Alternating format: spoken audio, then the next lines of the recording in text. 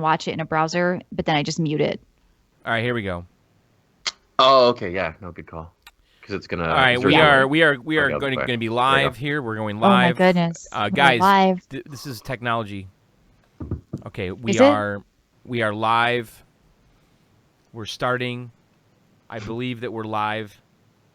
Are we live? We are live. We are live. We are live now. We are now live. Live. Hey, look at us. Yep, we're live. All right. 5, 4, 3, 2, live from Pigeon Forge, Tennessee, somewhere in Dollywood. Oh my God. You starting over? 5, 4, 3, 2, live from Pigeon Forge, Tennessee, Tallahassee, Florida, and somewhere in Fort Wayne, Indiana, you mothers. It's the Video Game Outsiders podcast, and your host, Michelle. Welcome to episode 516 of the Video Game Outsiders podcast. I'm one of your hosts, Michelle Madison, gamertag Coastal Michelle. And I, of course, am your John Jacobson, Xbox Live, PSN, Wii U, handle thingy, Black Dog 7, also John from John's Arcade, John Sucks at Video Games, and John from The John Show. And against my better judgment... Uh-oh, Hey, he's got the cake the cake's back. Ah, fuck, Matt's here. Yeah, Matt's Bradford. Hey, friends. We're catching up with him, see what he thought of E3 and a bunch of other stuff. Hey, John. Are you all right, John? Yeah, it's fine. All right, yeah, Matt Bradford's here. Matt, I don't know. I don't know what to say about him. He used to be a games journalist, and now I think he's a backpack or something. I don't know. Or suitcase. Going all around Canada with one mic. Yeah. And a computer. Broadcasting from anywhere there's Wi-Fi. That's my life. Yep. So and by the way, Matt, I'm glad you're here for the host show, because we got a lot of ground to cover tonight. And also... But did you guys talk about E3 a lot last week? I feel like I'm a little late to the game. We did, but I definitely want to hear what you think. And I know some things happened after the fact. There was news and all that crap. So we've got a lot to cover. And we, of course, want to hear about what your thoughts on Xbox One X and all the other stuff we heard about. Because it's a fresh new perspective. It is, Matt. Are we going to interview Matt, or is this part of his 10-second spotlight? Well, I don't know. I guess he can talk about what he's playing, but then I do want to know what he thinks about it, because so often lately you and I have been sort of agreeing on stuff. Ew. Good. Yeah, it's not good. It makes me feel kind of dirty. Something's changed. Something's wrong. I don't know if John. Yeah, so I want some, I want some contention. I want some different opinions. So I'm curious about what he thinks. What else is going on? We're live right now on youtube.com/VGOcast. You can come down and chat live every Tuesday from 9 to 11 Eastern with us and the other community members. And during the week, you can check out RiotCast's.com and VideoGameOutsiders.com, and that's another good place to find us on the web. Okay, don't do that. What? Don't Google gross arms. Oh God! Don't. Your whole women's arms. Yeah, don't just disembodied arms. Don't type in gross arms. Ooh. Yeah. Oh God, there's a baby on your screen, John. Oh no, type in gross arms. No, don't do gross arms. Don't do that. No, don't do that. I just saw a baby arm. So of course we're going to be talking about Nintendo ARMS tonight. That's why John is Googling ARMS, guys. It's not the first 5 minutes of the show. Yeah. That's John Googling. Yeah, if you come down and watch live, you get to see all these interesting visuals that we pull up. Of course, we're doing our dueling browsers. And also during the week, go pick up our app on iOS and Android. We do extra bonus shows every month, and you can support the show if you choose to, but it's optional. So thank you guys for joining us. What do you want to do, John? I don't know. Voicemail? Oh, yeah. And by the way, guys, anytime during the week, you can send us voicemails at 520-FEEL-VGO, 520-FEEL-VGO. Matt, you're not going to be able to hear it, but he'll clue us in after it's over, because he's going to play it from his computer. I'm sorry, I'm really distracted by these arms. There's a dude with an arm the size of like a small child. Yeah. And then above that, there was just a guy wearing a t-shirt on its arms, but not his chest. That's awesome. I thought it was really interesting.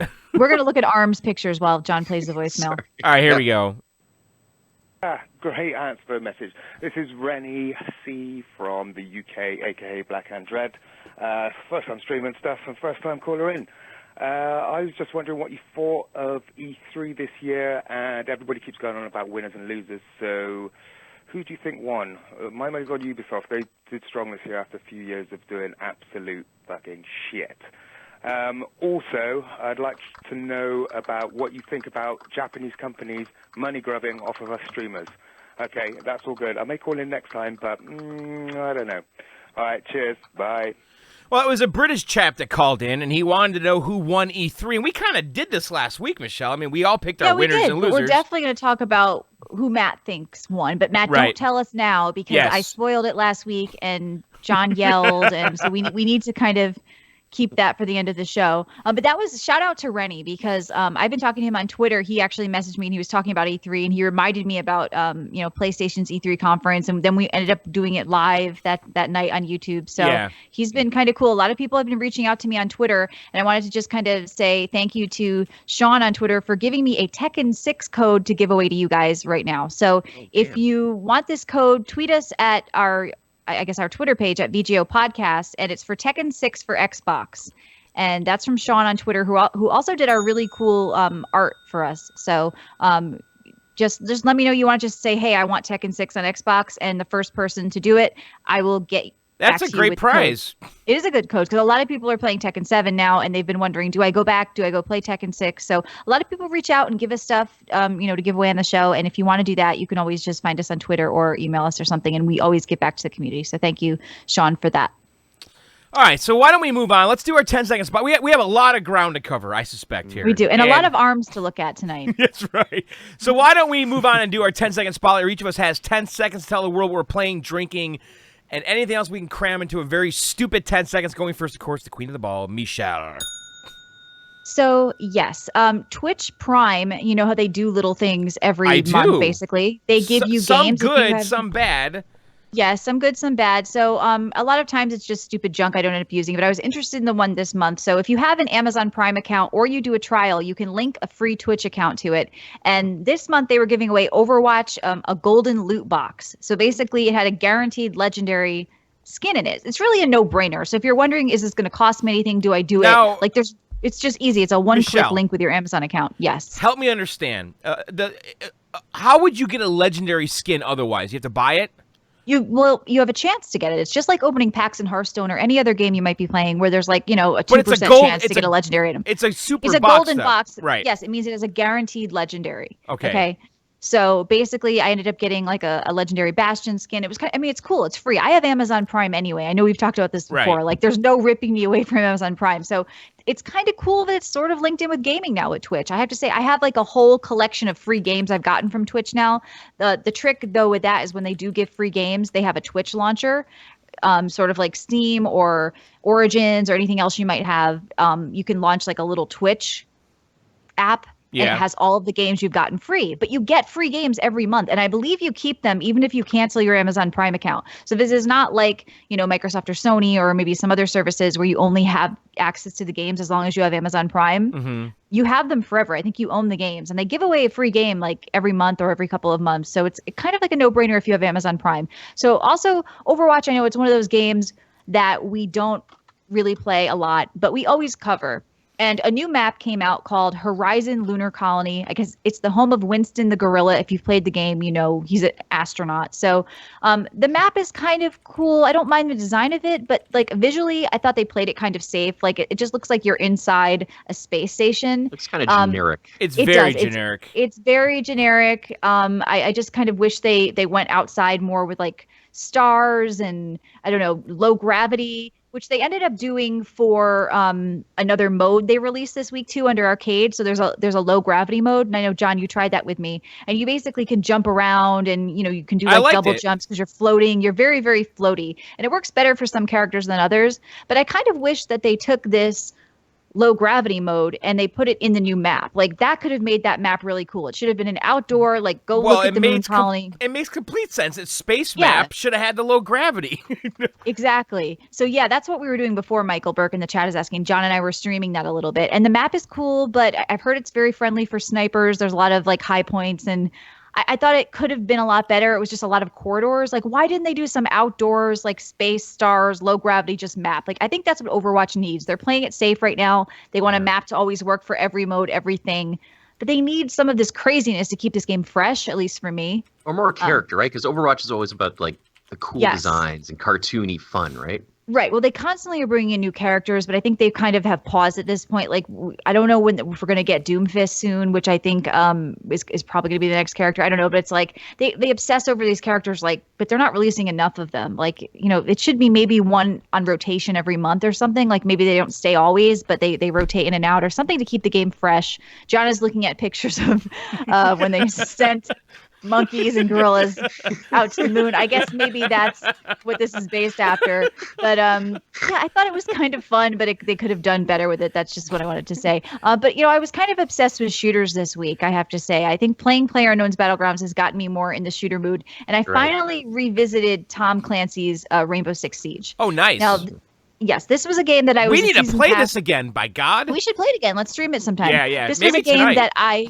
this was a game that I was obsessed with. I was a season pass holder for like the first season. I've never done that in a game, like done season pass shit. Like I paid $30 extra so I could unlock all the characters and crap. And that just goes to show how much I liked it. But what came along was season 2, year 2. And I was like, I got to pay another $30. And I kind of stopped playing. But I didn't realize that it was really just, it's more optional. Like you can still unlock these characters. You just have to play the game to get the points. You're not really at a disadvantage if you don't unlock them. Like there's so many characters now, and they added new maps. And I have to say, some of them are really cool. And I had a good time playing this game. Like it holds up. It's unique, and I think you can pick it up for like $15, the starter edition. I'm looking here, and if you like shooters and you're kind of thinking, oh, I'm bored of them, I think it's out on everything but the Switch, right? So you can get it on PlayStation, you can get it on Xbox, you can get it on Steam, you can get it on Ubisoft Store. I think that this is like for the value of this game, even for $15, even if you just start up with a couple of characters, it's just unique and it holds up. Like a lot of times shooters that are a couple years old, they don't hold up. The game's it's a great terrific. game. Yeah, it totally is. Yeah, and they've been doing a lot to kind of polish it up. I also tried quickly the game you'd played, but I wanted to give it another look, John, because I thought it looked kind of cool. The Rising Storm 2 Vietnam. Yeah. And this is a game that I think was on sale for $22. I think it's like $25 now, but so basically, it's a multiplayer shooter game, and I know you talked about it, but really quickly, I have to say, although it is a little clunky, right, because it's a budget title, it's not a full $60 price game. Hell yeah, is it unique? Like the napalm, the flamethrowers, the intense, like epic. feeling like you feel like you're in a war. And I have never played like a shooter like that. It really made me feel like I was in the middle of a war. When that napalm explodes, holy fuck! Like you really feel like you're in it.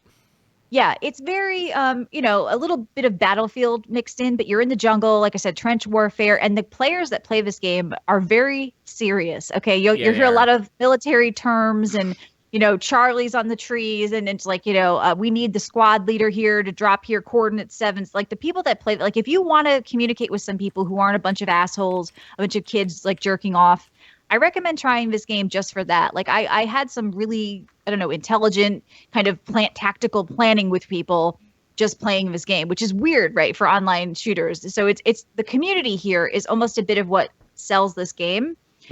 So definitely check that out if you like shooters. I'm just, like I said, I've been really in the mood for shooters. I want to revisit that game.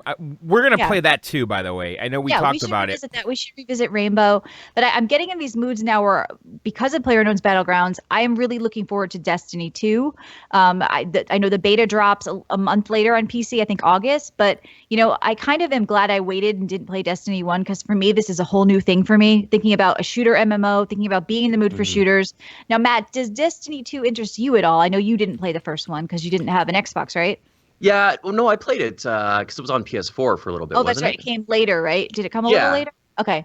I dug it. I just never got into it as much as other people. I think, the second one interests me. It looks like it's going to be a little more story. It looks like it's going to kind of launch with the polish that the first one should have launched with, if that makes sense. Like it's going to, all the stuff they've learned is going to go into the second one. So it might be a good time to jump in. Yeah. I like the fact that they're doing this, though. I know they said it was a 10-year plan. And I mean, you look at something like Warcraft, like there's never been a Warcraft 2. It's just World of Warcraft 1, and then they keep adding expansions. They could have very easily done that with Destiny. They could have just added expansions. I like that they're doing sort of a reboot here and that it's a new one. Sub says, Michelle, prepare for disappointment. He doesn't think I'm going to like it. But you know what?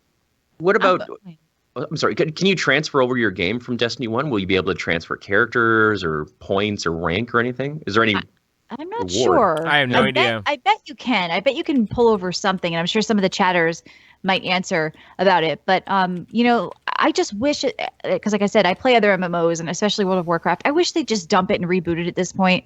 So I'm kind of glad that they did this reboot with Destiny 2, that it is on PC, that it is The going to be answer the is yes. that launcher. You can. Polygon Yes. says Destiny characters will carry over to Destiny 2, but lots of other things won't. So Right. it sounds like powers, weapons, and other gear won't transfer. All right. That's so, fair, though. It's So they're good incentive, stripped right? down, right? They're stripped down. Right. And I'm So that's totally good, fine yeah. with that. And, you know, I just like the fact that they're rebooting it a bit. If they rebooted World of Warcraft and made World of Warcraft 2 and I could bring my character but nothing else, I'd be cool with it. So, you know what, maybe I won't love Destiny. There's probably a high chance I might not, but I just am excited for this thought of a shooter MMO. I've really never done it, and I love MMOs and I But love what shooters, happens when and you I- realize it's no. fucking Halo MMO? That's what happened Well, to I me. know you're anti-sci-fi stuff, right, John? I know you're kind of, you hate that, you want more realistic guns. It but just I felt like- too much like Halo, and But you didn't play the first one, did you? yeah, I did. Okay. I have no memories of us ever talking about this game. I guess I tuned it out so We were much. all kind of disappointed in it. Yeah. It felt a little more too samey, a lot of Right. bullet sponges, not too much to do. But we tried it in the very early stages. It's Right, probably and been that's right. We had people saying, you know what, come back to it. I think I Jose tried it was like saying, the come week back to the it. day it came out. I mean, that's literally when Right. I tried it. Yeah. Well, you know what? I'm thinking there's going to be probably like a 50-50 shot. I either love or hate this, but I'm looking forward to the adventure of it. So just playing all these shooters right now and knowing that I get to try the beta first, you know, if I absolutely hate the beta, maybe we'll end up canceling our pre-orders. Who knows? But I'm going in with an open mind. I'm going in excited to, because like I said, MMOs are something that I see dying and I see kind of changing. And I feel like games like Destiny are going to kind of grab that, you know, baton and keep running with it. They're a little bit less like MMOs and more just like open world games where you can play together with your friends, and maybe that's a good thing, maybe that's a bad thing, I don't know. So just been playing a lot of shooters, like I said, hopping around, still playing some PlayerUnknown's Battlegrounds. I think you guys are going to talk about this game too later, so I won't beat it to death. I am drinking water with Shivers lime ice, which I know is, I don't know if it's a local thing, exotic. but they sell ice with lime flavoring in it. That is fancy. It's fancy. It's Get it for like amazeballs. 99 cents at the Amazeballs. grocery store. It's pretty crazy. All right, John, what did you play? I think ARMS? No, we'll get to that in a Oh, second, Michelle. okay. We got a lot of ground to cover here. What, Matt? All right. No, I feel like you've been so excited to talk about ARMS. Well, he's Googling pictures of men's arms. I mean, I hope so, John. What's After all of that, there better be ARMS. Yeah, I didn't there stare at better be ARMS. No, some actually, I arms. played probably one of the most important things I've ever discovered on the Okay. Xbox One. I don't know if you guys are aware of this. I don't know. Try us. Built into the Xbox Okay. dashboard. Solitaire. All right, you ready for this? Maybe. I don't Did know. you guys know that you can do quizzes? What? Okay. What? Michelle, have you ever wanted to just do Buckle a... up, Have you ever wanted to do any, like, have you been, like, bored Okay. in the Xbox dashboard, I think I would and then you probably could... grab my phone and say, okay, Google, can you tell me a joke or give me a quiz? Like, why... What? Can you give me an example, John, of the One, quizzes? why Like, what are are they... you taking this Okay. quiz? What kind of questions here? Did you want to do a quiz maybe on Rainbow Six Siege? Not really. Like, No? Well, you can now on the Xbox. It's built in. There's a whole quiz section. You could take all these. teenage girls are loving this. So they have a whole quiz feature now built in the Xbox. Okay. You could too. take Yeah. quizzes about your favorite games. There's Okay. online leaderboards. It's fucking amazing. Wow. Can we submit like a quiz for Video Game Outsiders? I know we have an icon on Xbox. Can you still set that? I don't know if you can. I don't know. Well, that's kind of cool. Did you take a quiz, John? I did. It was really hard. Okay. So how many quizzes are there? There's a lot of them. I'm trying to find a goddamn article. Yeah. Yeah, I don't think anybody else is doing this, John. It's just you. Nobody else really cares about What? these The Xbox developers are like, quizzes. oh shit, we got one. What do we do? Yeah. Oh God. How did you do? You're number one on all leaderboards, John. I'm looking right now. I don't think anybody is doing this. No, I don't It's think just anyone this Black is Dog either. 7. Just Black Dog. All Just the Black Dog positions are 7. Black You're Dog. the only I one. don't know. Why For did you some take a reason, test on women's underwear? I stumbled across this quiz section on the Xbox, and I was just dumbfounded that they put this Yeah. effort into building this feature where you could just take quizzes. Oh, you want to do a Gears of War quiz? Okay, and it gives you like 3 questions, and if you get all of them wrong, you lose and it stops. Otherwise, you just keep going, and there's leaderboards, whatever. It's stupid. And I'm then not seeing it anywhere on their website. I know I can't find it either. What is going on? Are you sure you were on the Xbox dashboard? Yes. So John smoked weed for the first time and Yeah. took a quiz somewhere. Yeah. No, I oh really boy, did. A quiz said nobody ever. Agreed, Game Hulk. Yeah. You think I made this up? I don't think it exists, John. I don't think it does either because I can't find a goddamn article about it anywhere. Not on their website anywhere. You think they'd feature it now with quizzes? Like they're not. Quiz leaderboard, and there's like Gears of War. There's Rainbow Six. I feel like John reminded them that it existed, and then they're like, no, we got to get rid of this shit. We forgot to get this last update. Gears of War quiz, no results on Xbox.com. You guys saw it here first. I did not invent this. I'm telling you, it's a real fucking thing. Shit, what? Aliens also abducted you in the evening and probed your butt. Xbox dashboard. Yeah. Preview. I looked. Quiz. What quiz, John? Quizzes. Oh my God. Okay. We believe you. No. It's all good. It's fine. Yeah. What else did you play? Okay, and then so I want to talk about actually 2 games I play on the Xbox. One of them is I really wanted to play. I thought I would like it. It's this Hind. Michelle, do you remember in Rambo the helicopter, that Russian helicopter that stalked him? Do you remember this? Which Rambo? Like 2 or 3. The Hind helicopter. Do you know what I'm talking about? Yeah, in 3, I believe. Remember that Russian helicopter that was stalking him? Like that badass fucking Russian Hind helicopter?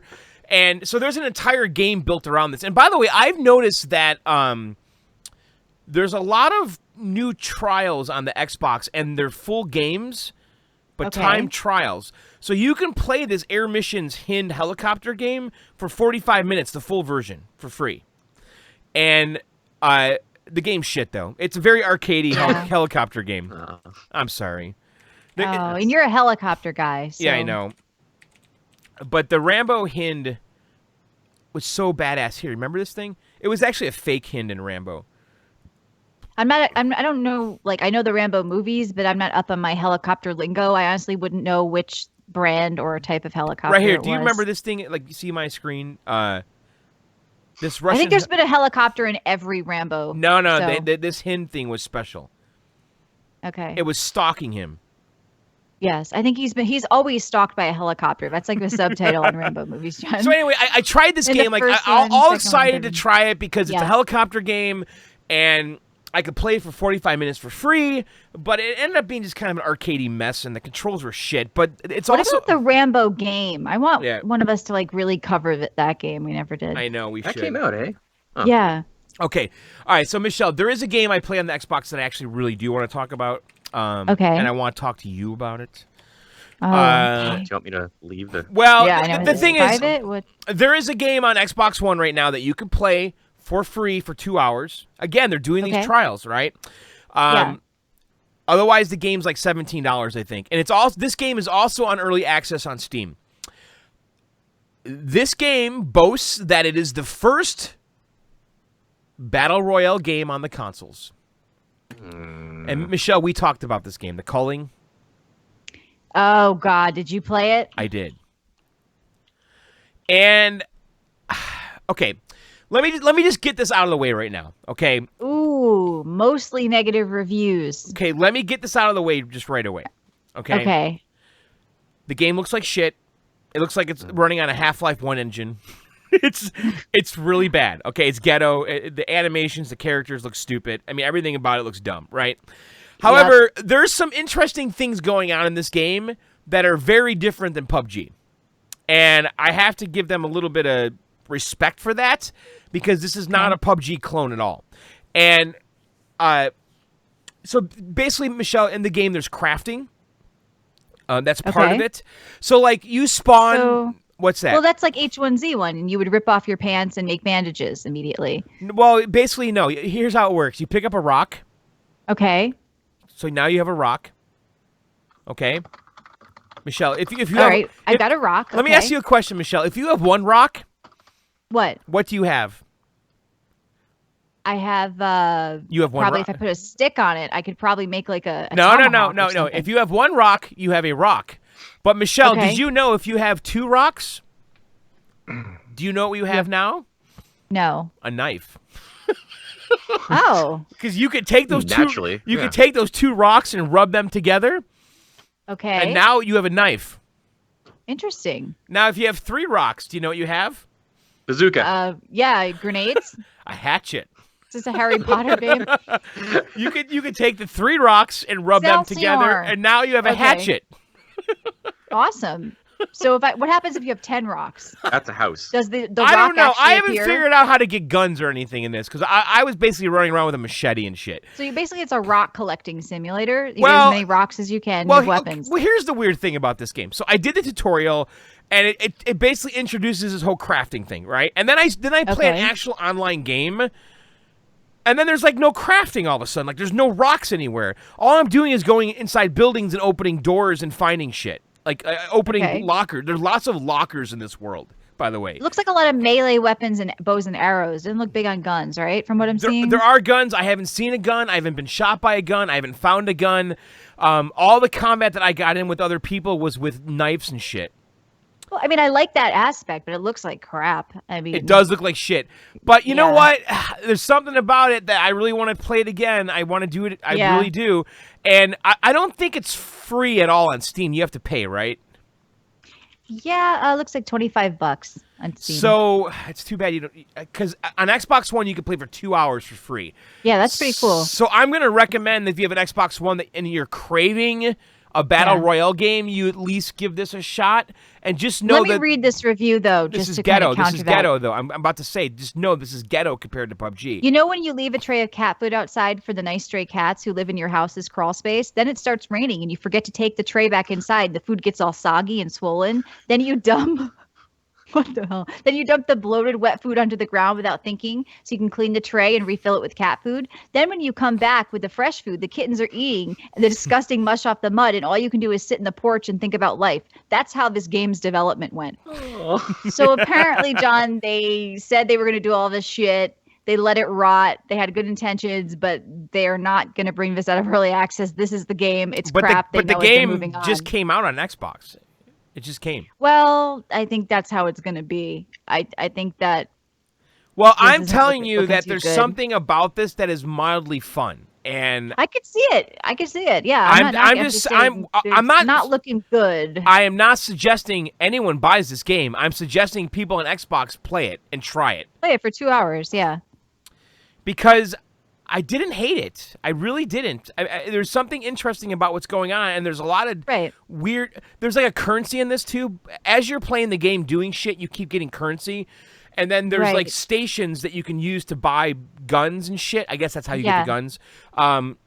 So as you do stuff in the game, you get this currency, and then you can get better stuff at the little kiosks. I notice every week, John, you say, I didn't hate it. That's like your review for like most games you've been playing. Can you clarify what that means? I didn't hate it. That's pretty much what John, it means. I didn't hate it, Jacobson. I didn't. I kind of found it interesting.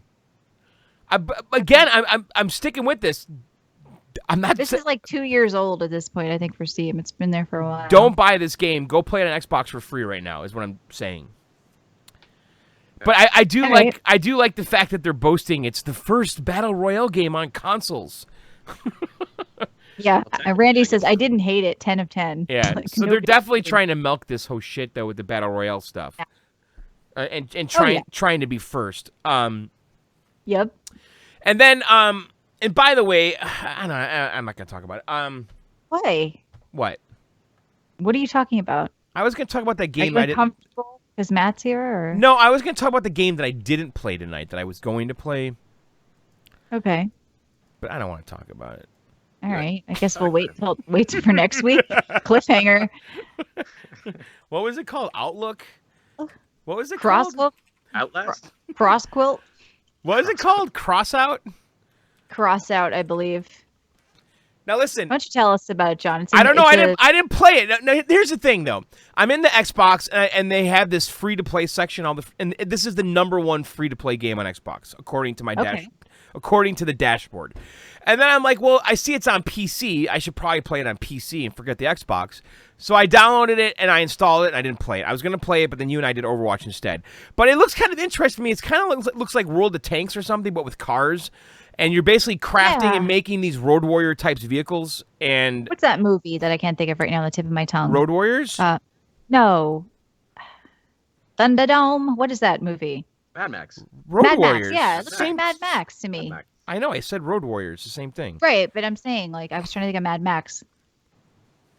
What do? You build cars and fight each other with them, like Twisted Metal? Yeah, that's what it looks like. But it's kind of like World of Tanks, where you make these fucking crazy. You have like missiles and shit, and you're driving around these giant open terrains and battling each other, but with cars. I don't know. It looks interesting to me, and I noticed it was the #1 free-to-play game on Xbox, so I wanted to try it, but I didn't. So okay, that's why I'm not talking about it. Okay, let's talk about the Switch. So I played more Zelda.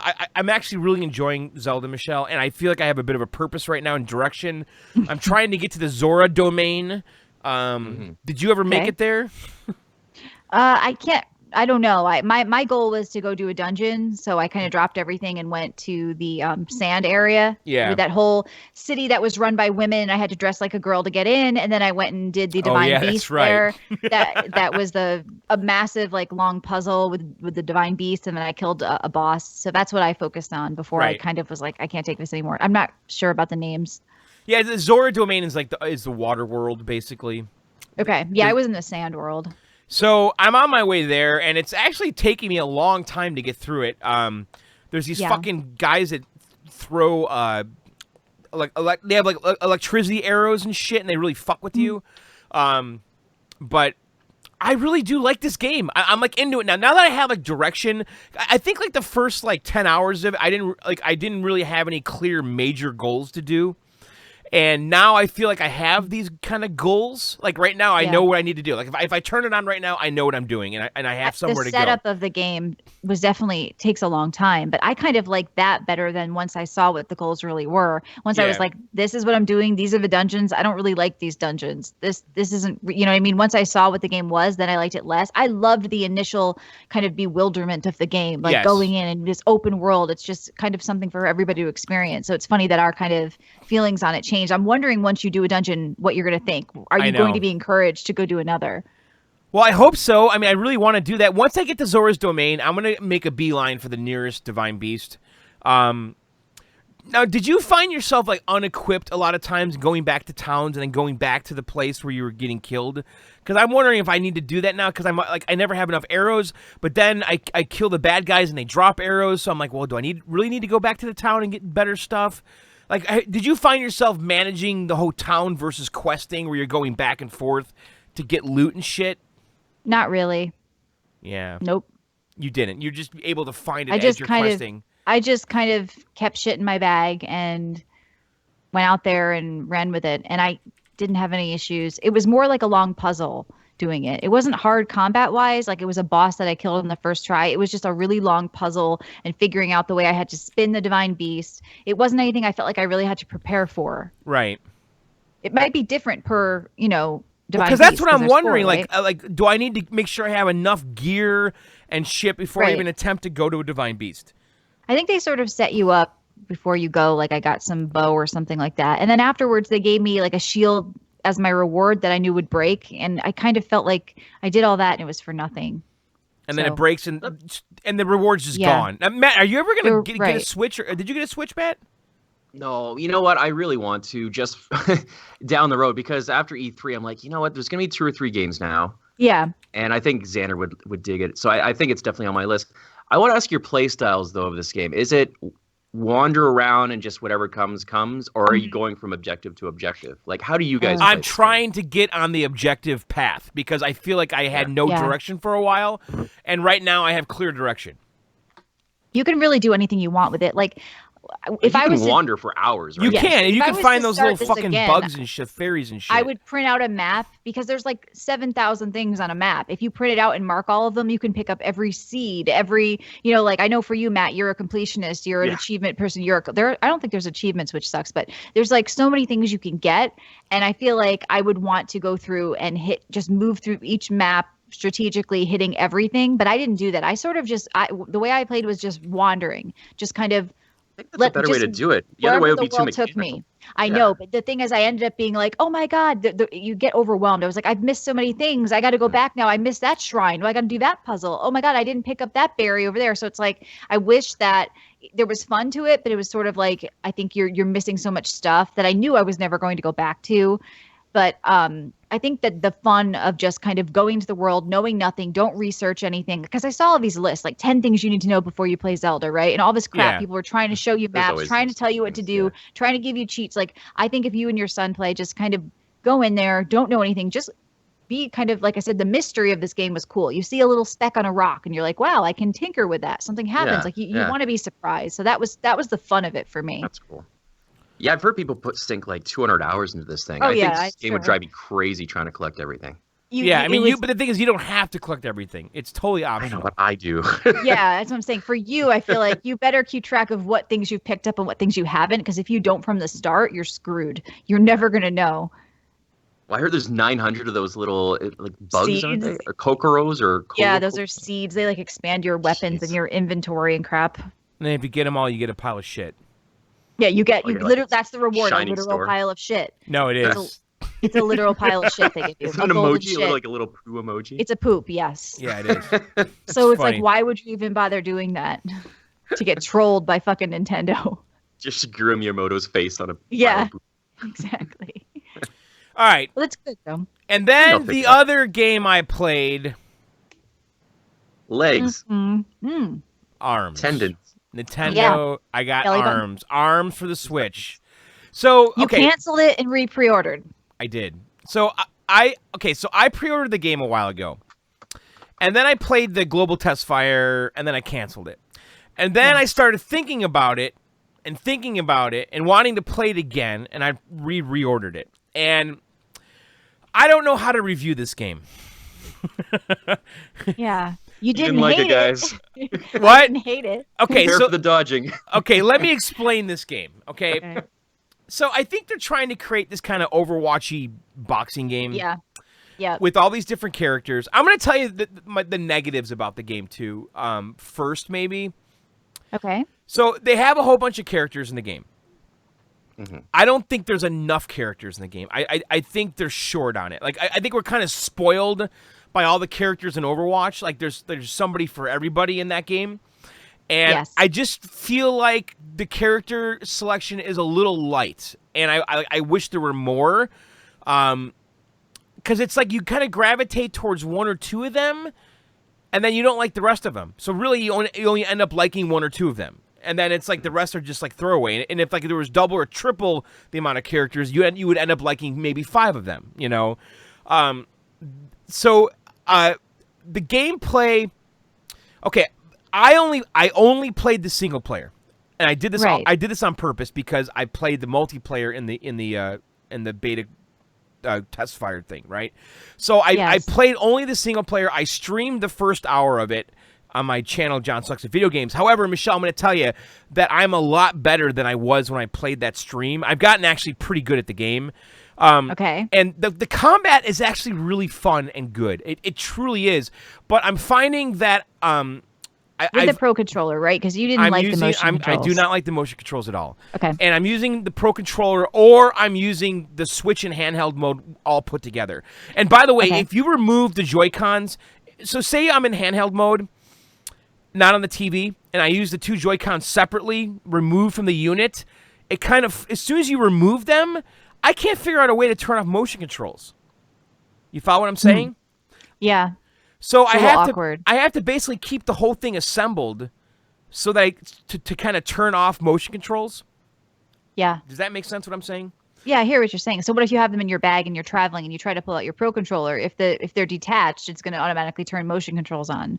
You can't. There's no option for that in settings. Listen, I might be dumb, and it's Yeah, entirely that's what I'm possible that I thinking. am. I Or can't seem to Nintendo turn- might be dumb, which also happens a lot. So. Seems like a weird oversight. But Right. You're right. Yeah. Nintendo does Okay, weird so stuff like that. I want to talk Yeah. about the combat. And by the way, the single player mode is kind of like Mario Kart in a way. Okay, there's no story mode, No. right? You're basically playing a bunch of matches against all the people, and then you have a winner at the end. Very much like Yes. Mario Kart. Okay, and what it is the single player mode. You play 10 fights against 10 different people, and then you get to fight a boss at the end. And so far, I've only experienced one boss. I don't know if there's more, but I've played multiple characters now. I did the level 1 on Twintella, and then level 1 on Ribbon Girl, and then I did level 2 on Twintella again. I did her thing, but on a higher level. So I've done 3 10-round matches so far, and I get the same boss at the end every time. And let me just cut in too, though, because I was expecting like some epic kind of campaign mode, and that was because the multiplayer for this didn't really appeal to me. But I was thinking, okay, would I like to play some single player things? So I watched you play, and like you said, for those of you who don't understand, you basically play 1 through 10, and then kill a boss, and then it's over. They want you to go through again and play on a harder level, and that's the only thing that changes for it's. So you can play it's Mario then again, Kart. 1 through It's 10. exactly Mario Kart. Yeah, but there's really to say this is a single player campaign. They I don't. Think is really a stretch. No, they don't. Though they call it Grand Prix mode. It's exactly fucking Mario Kart. There's no like story. There's no like advancing through it all. You could do it in like I'd say a half hour. You can do 1 through 10, and then the only thing left for you to do if you're a single player gamer is play it again on a harder level. I know, and but just kind again, that is Mario Kart. I don't care about Mario Kart. We're talking about ARMS. I know, but they're even calling it Grand Prix. That doesn't mean that I think it's a good way that they tackled it. That's all I'm saying. You can tell that the focus on this is truly multiplayer because I don't feel there's an enriching single player experience here. Well, I'm going to tell you that I actually think that the little Grand Prix mode is not that bad. Basically, every character. I didn't hate it. I didn't hate it. Every character basically has 10 different levels that you can play against. Right, and it's very much. Isn't Mario Kart? That's like a Punch-Out MMO. Boss, yeah, but doesn't Mario Kart call it Grand Prix too? It's the same fucking thing. Yeah, but does each character have the same boss? I don't know. That's what I can't figure out. Does each character fight the same people? If they do, that's lame. I mean, you played 2 different characters. Wouldn't you know? Was it the same boss? Yes, it was the same boss. Tutorial. But the thing is, no, I've done 3 complete Grand Prix now, and I've had. On 2 different characters, and I've had the same boss every time. Then that's stupid. But every character should have had their own boss. Their own different I agree with you. But and by the way, the boss battles are stupid easy. But here's my I've only played when I first got the game, the first time I played it, I played level 3, and I was sucking so bad I had to go down to level 1. Okay. Yeah. And now I can beat level 2 with my eyes closed. So I'm getting ready to do level 3 again. Okay. I don't even remember where I was going to go. I want to talk a little bit about the combat, and the thing is that it's too easy to find shit that works and just keep doing it over and over again. Exploit it, yeah. And so, like, I have the Twintella girl, and I upgraded her arms. I upgraded her bird arms, and they're really fast. And basically, Michelle, what it is this. Okay, the reason they call it arms is that each character has arms, and you can upgrade their boxing glove, let's call it, on each arm. Right? Yep. And you have heavy ones, you have light ones. You know, the heavy ones go really slow, but they deal a lot of damage, right? The light ones go really fast, and you're just like in and out, hitting them, slapping them in the face, right? And what I found is that there's no reason to use the fucking heavy ones because they're just too fucking slow. So I have a reasonably fast character with lightning fast bird arms. Right. And no one can fucking touch me. Again, I'm only playing level 2. But the thing is, I can just totally exploit those bird arms and her speed. Yeah. And no matter what the character is, I just keep my distance and I just fucking slap them around with the birds and I win. It's options for the sake of looking like there's options, but there really is no options. There are not at the end of the day. There's really just pick the best, fastest one because that's the thing that's going to sounds unbalanced that they have to do some adjustments. But again, I don't know if it's because of the level I'm playing and the characters are just shitty right now. And I think they need to do some adjustments then, though, even at the lower levels. Like, you shouldn't be able to just find some exploit and, like, beat people to death over and over slamming the same button. Yes. Right. The bird arms are totally OP. And, but the way the combat works is actually pretty good. So every character, you can charge up their arms. So, like, if you just, like, start punching away, your arms are at their weakest, right? But if you wait a little bit in between your swings, the arms start glowing yellow, like electricity. Right? And every character has a different way to charge up the punch. And I'm not talking about their ultimate. I'm talking about just charging their arms during the match. So if you just, like, on my character Twintella, who I always play, if you jump around a lot, that's how you charge your arms up. So if I jump around but don't swing, all of a sudden I'll see my arms turn yellow, and then now you start punching. And then on the rest of the characters, pretty much, if you block, that's how you charge the arms up. So if you block for like 5 seconds, you'll see the arms turn yellow. Okay, now they're at their full power. Now you should swing. If you just like swing wholesale, like left, right, they're at their weakest power. So like when I figured that little trick out, like that's how it really works, I actually really like the game like 5 times more, because it really changes how you play the game. You can't. It rewards you for just kind of taking the time and kind of waiting for the shot instead of just going crazy and swinging. Because if you just swing like crazy, your arms are totally weak and you don't do a lot of damage. So you actually have to wait and jump around and move around to get that punch in. So the combat, it feels really good, though. It does. I want you to play online and get back to us, because Punk brings up a good point. Play people online, and you'll probably find out it's not a sure thing just to like use the exploits. But sometimes what happens when you play people online, like Matt was saying, if they don't balance it, you're going to get a bunch of people playing the same characters with the same arms, and hopefully they'll get in there and mix that up a little bit. Yeah, for sure.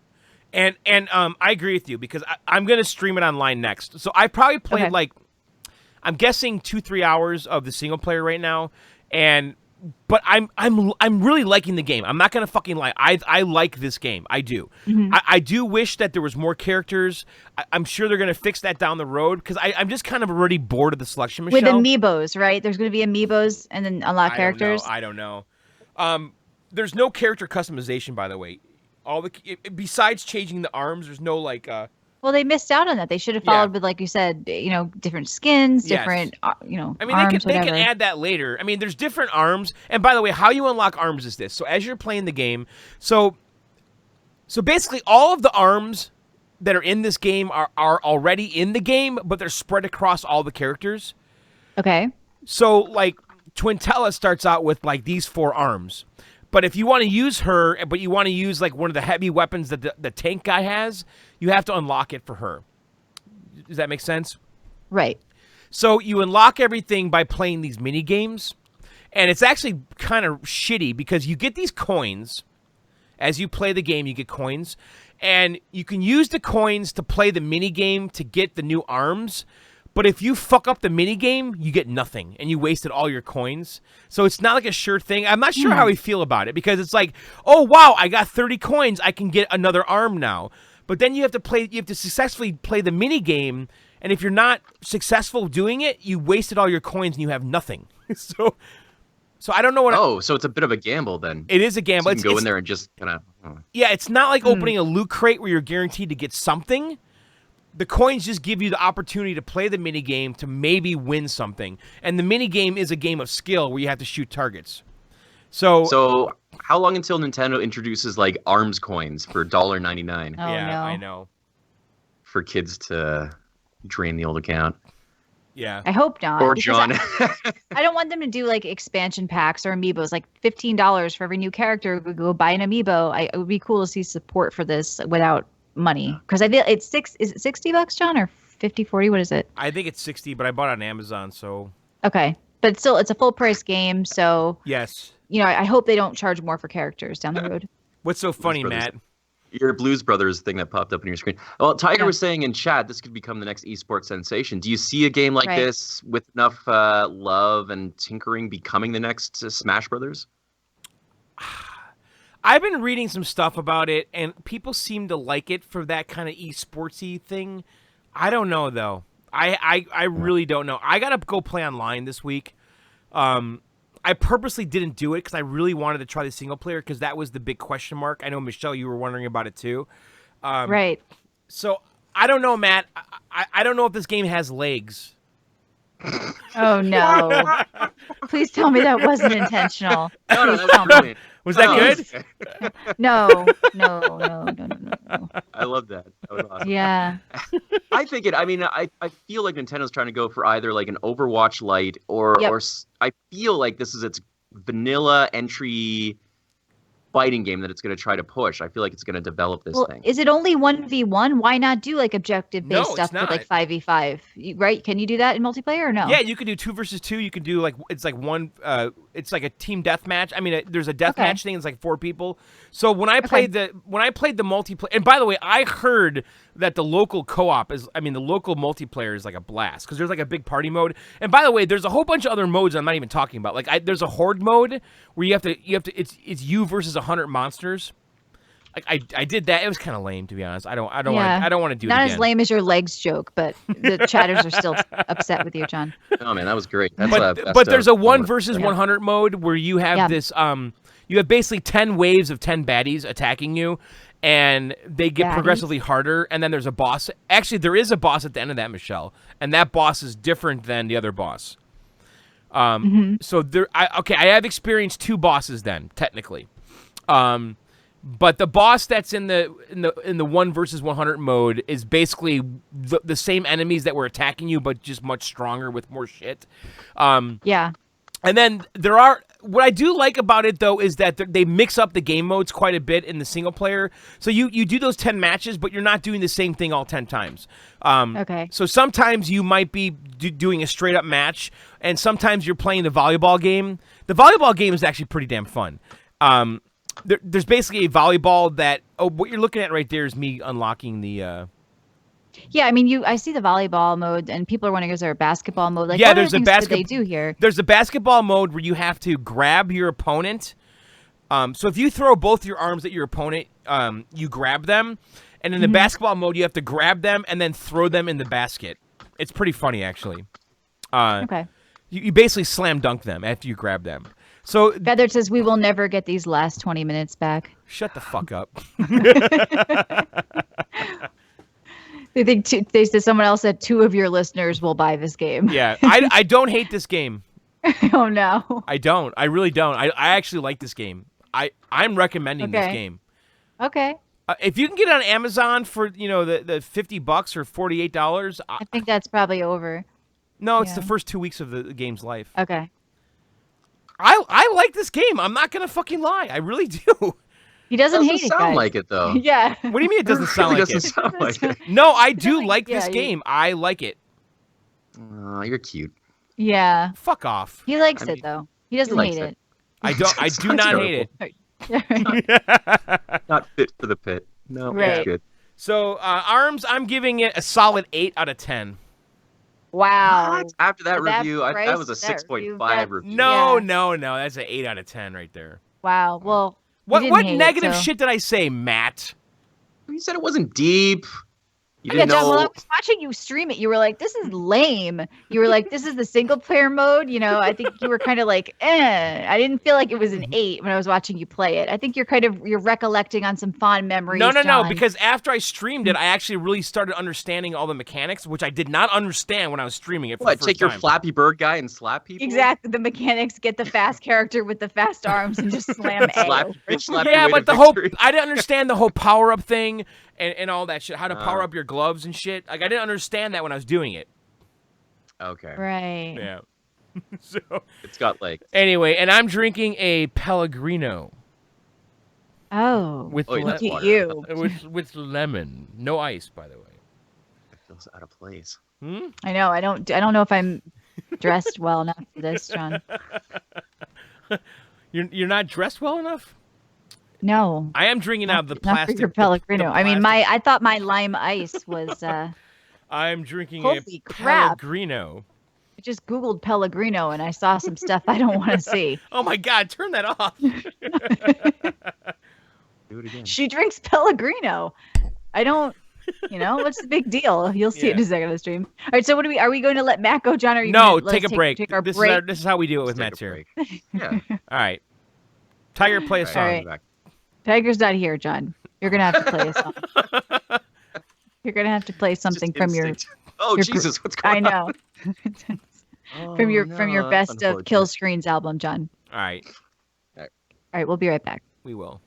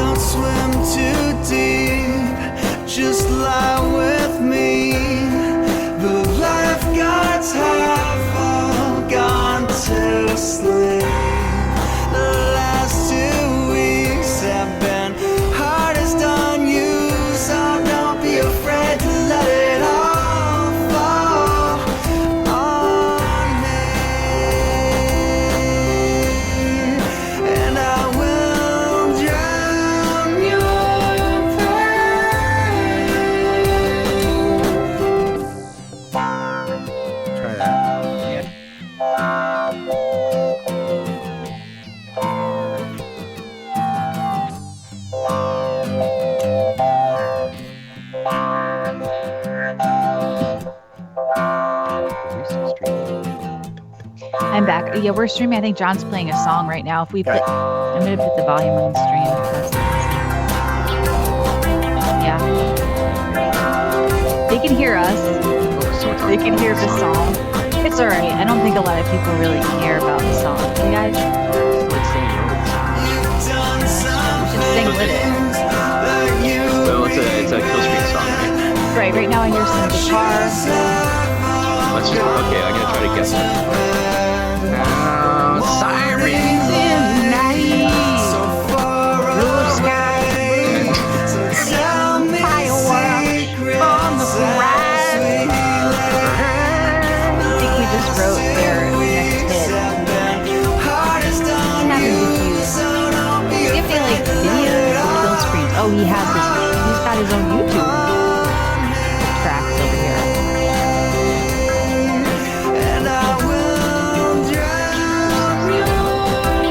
So is John okay? So is Tiger not? Tiger.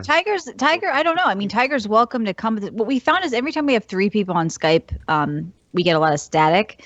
But I think maybe he wants Tuesday nights off to relax. He streams like every night of the week or some shit. So What? I mean, we're just talking about guy. Tiger. Yeah. Oh. I'd love to have Suri on with us, but Have we you just seen talk- the new Transformers That's right. movie? All right. yeah, What is that? nothing. We wrote a song for you. While He you wrote a song for the kill screens. Yeah. No, but what was that YouTube page you were on? Is that not yours? Did you not set that No. up? The Kill Screens topic Oh. science fiction movie. Somebody put all your songs here. What the fuck? It's got 323 views, John. Shut this guy down. Who did that? That's weird. Someone's stealing your stuff. Stalker. Weird. All they have is you're the only one they have. They also have arcade stuff. do you Thank mean? you, Feathered Hair. Oh, look at that. For the $5. Oh, thanks, feathered hair. Pop quiz. Meat. His pop quiz. John likes the most A, feet. B, arms. C, meat. All of the above. He has a quiz about John? Oh my god. In his comment there. Oh, I thought you meant the YouTuber guy. I was No, like, no. Oh, wait no, a no. minute, that's creepy.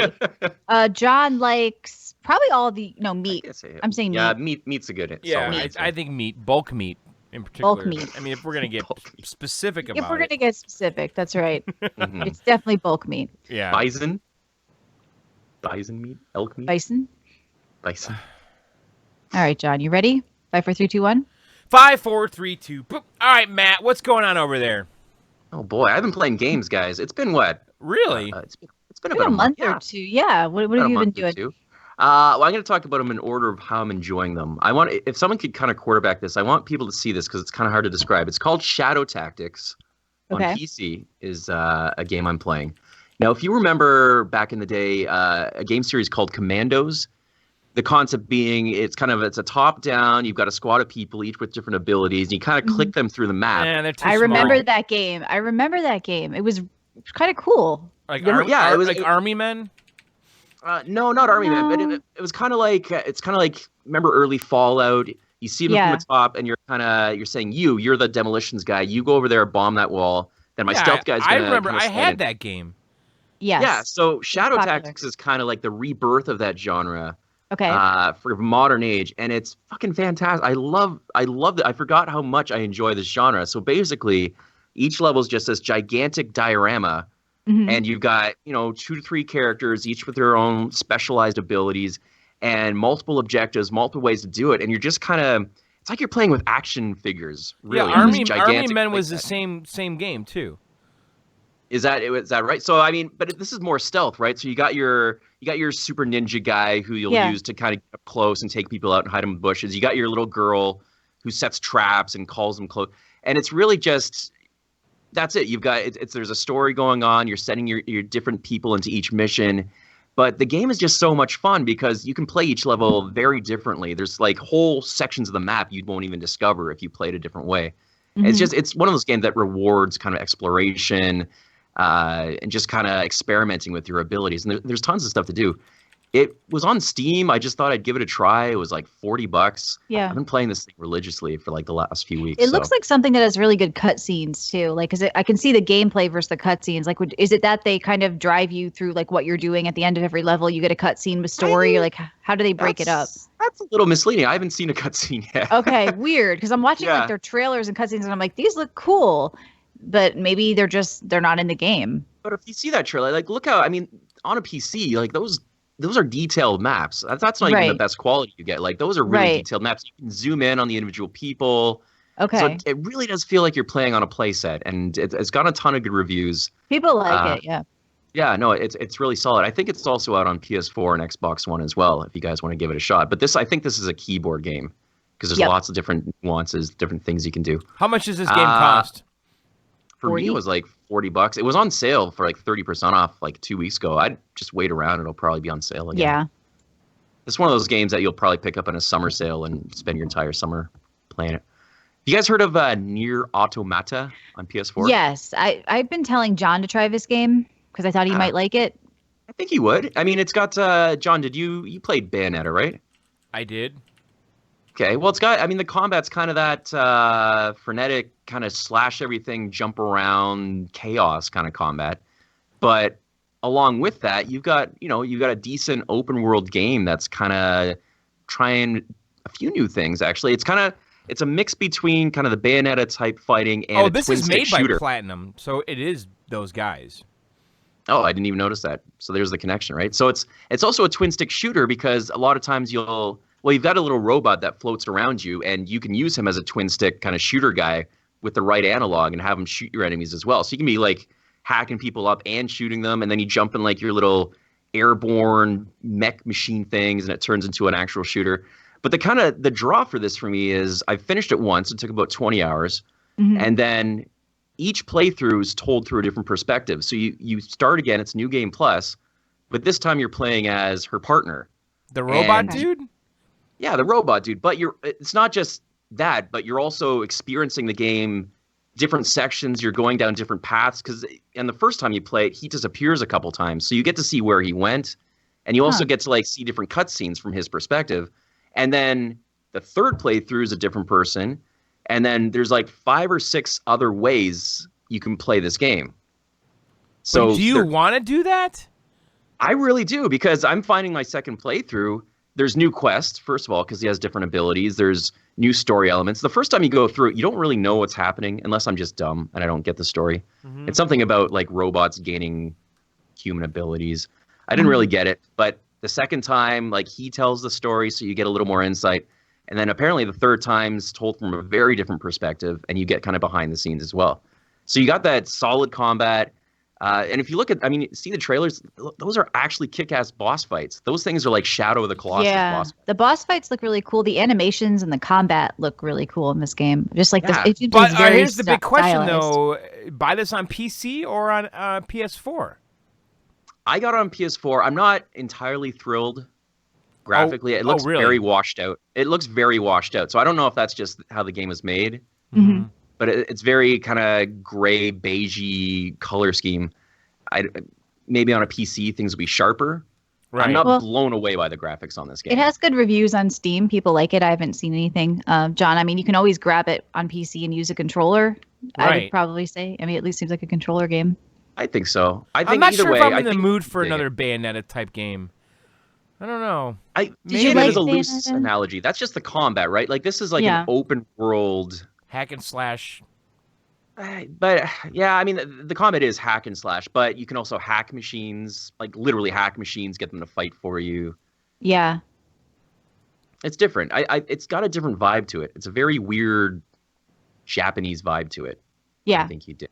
Yeah. The world looks really cool, though, John. I know you like sci-fi, so maybe it's something when it goes on sale, you pick it up on a Steam sale for $20 or a code site and check it out.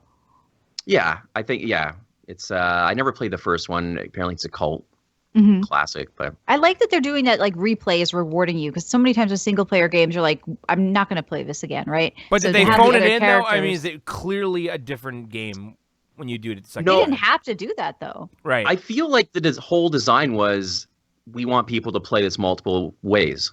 Mm-hmm. I mean, yeah, you're playing some of the sections the same, but a lot of the times it is different cutscenes that are taking you from one scene to the other. It is different side quests that are giving you a little more insight as to what's going on. There's enough there to keep you going. Yeah. I think it's interesting the way it tells its story. Basically, it wants you to kind of explore the second, third. I wish more games would do that. Yeah, like really change it up, not just New Game Plus, right? I'm never incentivized to do New Game Plus unless I really love the game. Right, like let me pick different characters and each one has their own experience. I'd rather the game be like 2 hours shorter, but give me like multiple ways to experience it. Whatever you have to do, because so often you mean like right single off the player bat? games.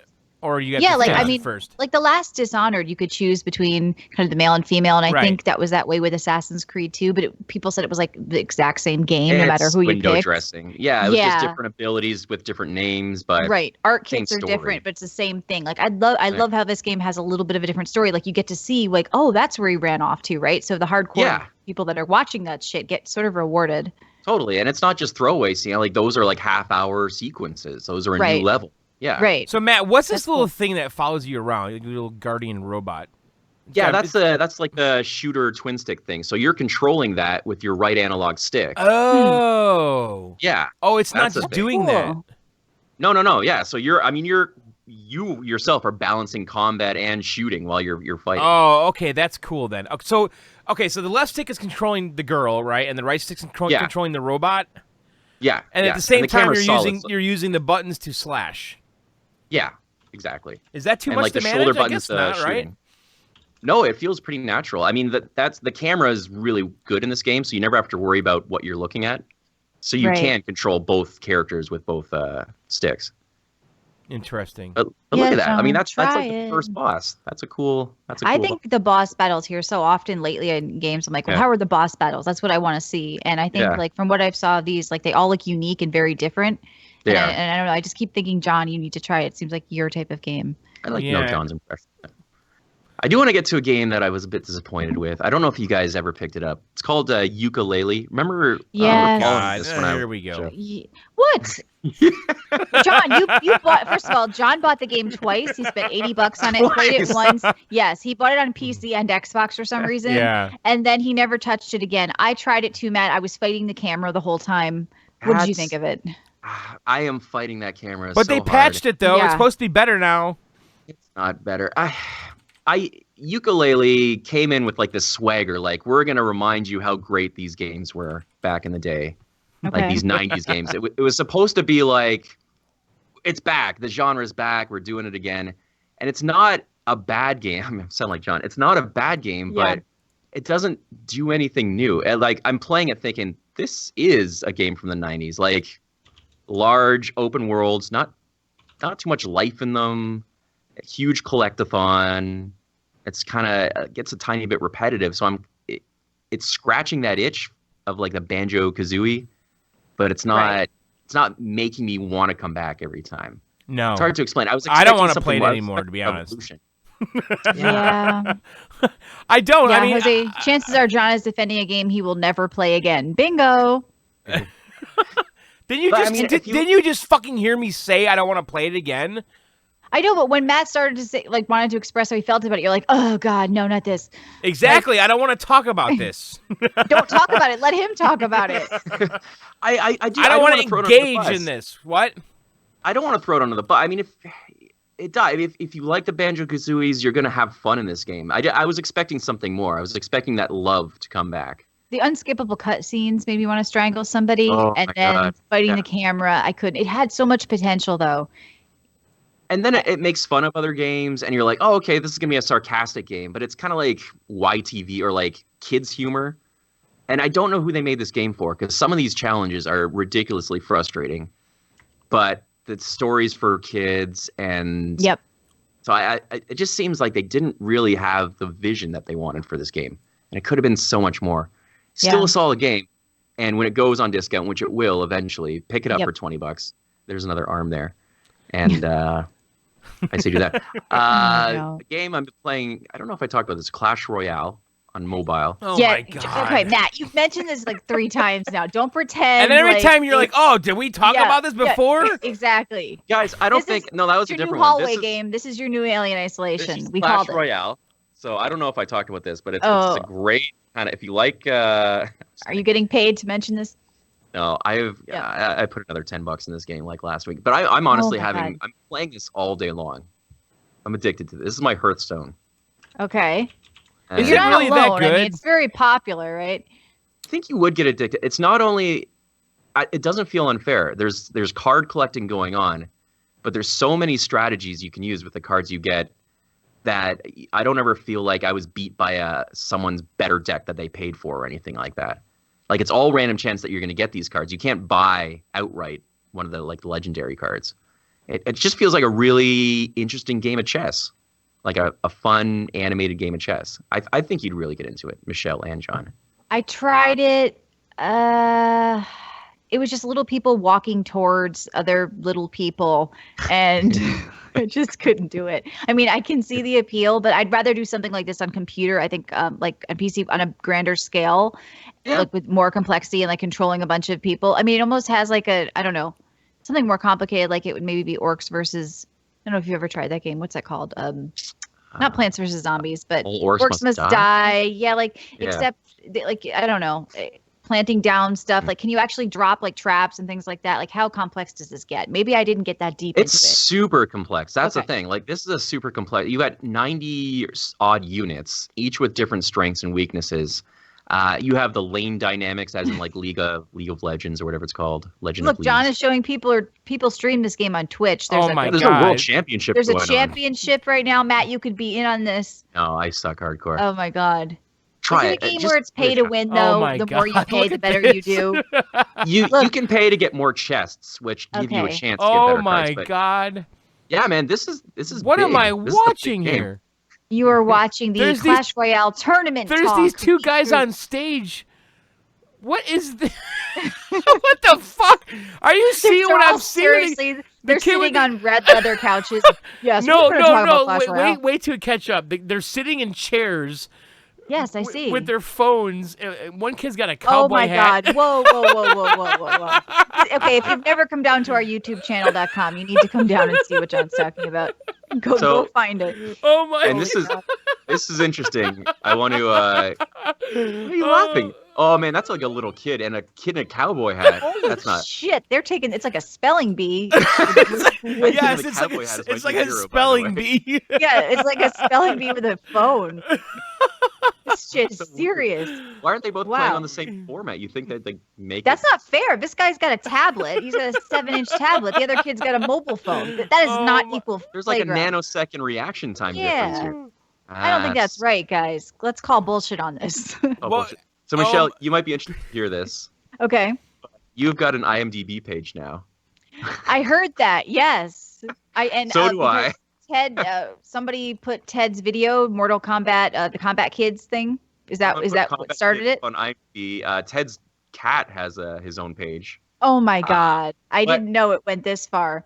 I just want to take the time to note that I am listed as out of all the actors to play Mortal Kombat people, I'm number 2. Wow! Of all time, somehow. This is an honor. This is an honor. I'm above Casper Van Diaz apparently from the movie. I can't find it now. Kombat Kids, just IMDb. The Kids has a K, right? Oh, there we go. K. Kombat Kids. Well, congratulations to Ted and you. It's cool to see your work on there, right? A K. I know. I keep searching with a K. Your picture's on there, so someone grabbed your picture. Yeah, my sister I think has an ultimate or a pro account or whatever. So yeah, Ted alerted me of that. That's funny. Yeah, here we go. So yeah, if you haven't checked out that video, where can people find that? On YouTube? You can go watch. It's up to 11 million views right now. Yeah, it's a lot of views. Matt and I both. So just to back up for people who don't know, Matt and I both did some voices on it. Ted animated the whole thing, wrote the whole story, and I've been encouraging him to kind of do more of this because it was very popular, and I think that there's like endless possibilities. Like go visit, like I told him, video game characters, right? Do some kind of Overwatch origin stuff. Do some. Anything from any, it doesn't have to just be Mortal Kombat, but I think that he kind of found like a good. Here we go. I see. Yeah. Yeah, niche market. No, it's good, and it's like a half-hour movie too. Right, a lot of work, Yeah. of work. So it's good for him to see that here. Yeah, that's me. Let's talk about some It's all E3. you. Okay, John's getting quiet. He's mad he's not mentioned on the IMDb No, page, it's fine. John. I just can't wait till Warner Brothers takes care of this. That's fine. I'll wait. Jesus. An anonymous tip came in from Yes, somebody named Jon Lon Jacobson. Jacobson. Yeah. You mean the guy that made a movie doesn't have a license and now it's on IMDb? Good luck with that. Dude, NetherRealms loves it. Yeah, I think. Yeah, but I think NetherRealms doesn't own the IP. Have fun. But John, not everybody's like don't tip 'em Nintendo, where they Oh, don't. Warner Brothers, really? But not everybody's like Nintendo, where they don't support community All right, projects. good I think. luck. This is good for them, man. 11 million people now have Mortal Kombat in their heads. Yeah. Yeah. All right. Well, if they could take him down, you know who did it. You heard it here first, guys. I shouldn't have brought this up. No. Now look what you've done. John is emailing me right now. So anyway, All you right, want to let's talk about the E3? Let's do it. All right, Let's do Matt. it, John. We've So- been collecting news, right? What's that? We've been collecting some news, but I was going to say, before we jump into that, let's get your impressions, Matt, and who you think won and kind of what you thought about the whole ordeal. Right. Well, this isn't going to be a big surprise, and I don't want you to roll your eyes because I genuinely believe this. I think Sony took it. I do. Ooh. I think Sony took it, and here's why. Xbox came out with its fancy Xbox One X with 4K because we all suddenly care about 4K now. Mhm. But Sony came out with games, and Sony came out with some really good games, some of which aren't going to appear on other systems, and that's what consoles. That's the console war right now, is the game experiences, because you can slap 4K on a shitty game and it's still going to be a shitty game, but you can have a God of War on the PS4 and it's going to be a light years better game than a shitty game in 4K, if that makes any sense. Probably not. But so I was watching the Sony press conference. I'm like, that's their lane. They're going with we got the exclusives, which has been Sony's thing for the past little while. And I know some of the. But do you think the exclusives were exciting? I think God of War is exciting. Okay, but we already knew all that. Well, okay, first of all, E3, there was no surprises in E3. Right. I don't think anyone was like, whoa, I didn't see that coming. Because it's impossible for there to be surprises at E3 anymore, right? They're leaking beforehand. Yeah, that's why I said, like, the PC Gamer Show to me was just stupid, because I knew about all this stuff. I learned nothing new. Like, I don't really, people don't get their news the same way anymore. But I think some of the problems I have with it is that, like, Detroit Become Human or whatever, I kind of lost interest in that game after seeing it. And It God looked of worse. They look worse. War, well, Yes. not for everybody. For me, but for me, it Detroit, looked Detroit worse. went from like being like really cool, like oh my god, to like some cheesy Minority Report freaking Watch Dogs game. Grenade throwing simulator. Press A to throw it, B to Yes. not. Right, that's what it became for us. These are the decisions you're going to have, by the way. You know, do you take it or not? Here, hold this or whatever it was. The brand. Yes, that's going to be the whole gameplay. Well, you bring up a good point, Matt, because all of a sudden console users, all I've been hearing my whole, time as a PC gamer is, well, we don't care about FPS. We don't care about graphics. We don't care about resolution. We don't care. It's only about the games. Then all of a sudden Xbox One and PS4 Pro come out and all of a sudden they suddenly care, right? That's the main selling point for the Xbox One X. What else do you have? I mean, the Xbox experience is, okay, you've got Crackdown 3, which, but that's the only exclusive gaming experience you're getting in the Xbox X. Well, you're getting some, but some of them are timed, right? A lot of time stuff. Yeah, a lot of time stuff. It's all Cuphead time. looks Almost awesome, everything was a time console exclusive, whatever. But I guess Jose would say, what about Gears of War, even though it's on PC too? Like, what about Gears of War? What about other stuff like that? I guess so, but I mean, you can match game for game, and I think Sony still comes out with way more exclusives. And it's doing some cool stuff with PlayStation VR. I know that's kind of slipped off the radar for a lot of people, but I was happy to see them talk about it, because with the Move, they built up to that thing for years, and then they just forgot about it right after they released it. They're like, it sucked. We're not going to talk about it. So it's good to see that they're investing in the VR, even if the experiences are a little, I don't know, kind of lacking. Right. I'd say the second winner for me, I really wasn't blown away by Xbox.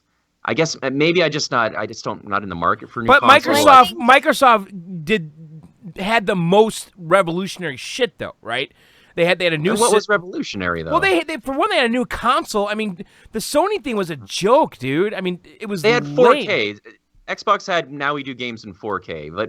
But how's that going to change my sitting down and enjoying a game? Well, I think, Matt, though, you've already built your PC. I think if you hadn't built your PC and you were like, wow, this could be kind of cool for my 4K, right? And I don't need a PlayStation 4 Pro. Maybe you would have been more interested. I think because now you have a PC that you built for, better quality gaming, you probably, what does this have for you, right? You're sort of the position I'm in. You have your Sony console for the exclusives, you have your PC for everything else, and for you, it's just not reaching you. Yeah, and that's exactly From my perspective, Xbox did nothing for me. But I can see your point. Someone who hasn't gotten a gaming PC, this is your beast of a machine that's gonna. Well, a lot of news coming out lately that a lot of games are 30 FPS. Well, that's a big problem. Well, like I have this Verge article up right now. That's basically saying that 4K is the wrong target. Basically saying you guys got to get 1080p 60 fucking down first. Exactly. And that's why I think the PlayStation Pro did the whole checkerboard thing. And that's why I'd rather see, them come out with like a 1440p model, like I think the article mentions, because you just can't do 4K 60 on a $500 machine.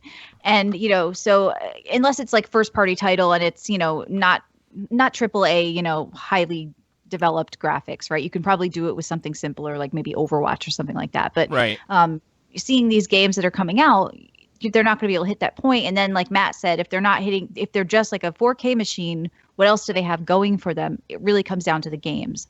Right. But if it's the same games everywhere except for one or two, it's in a very weird place for me, because I feel like consoles are in a very weird place right now. Yeah, like how many years do you have these things now before what I almost wish, like, I don't know. I know they're like 0.5 consoles, but I think the concept of a console, at least from Microsoft's perspective, is over. I think that they have one platform that just gets more powerful, and that's it. And your games keep following you forward. That's what they're doing.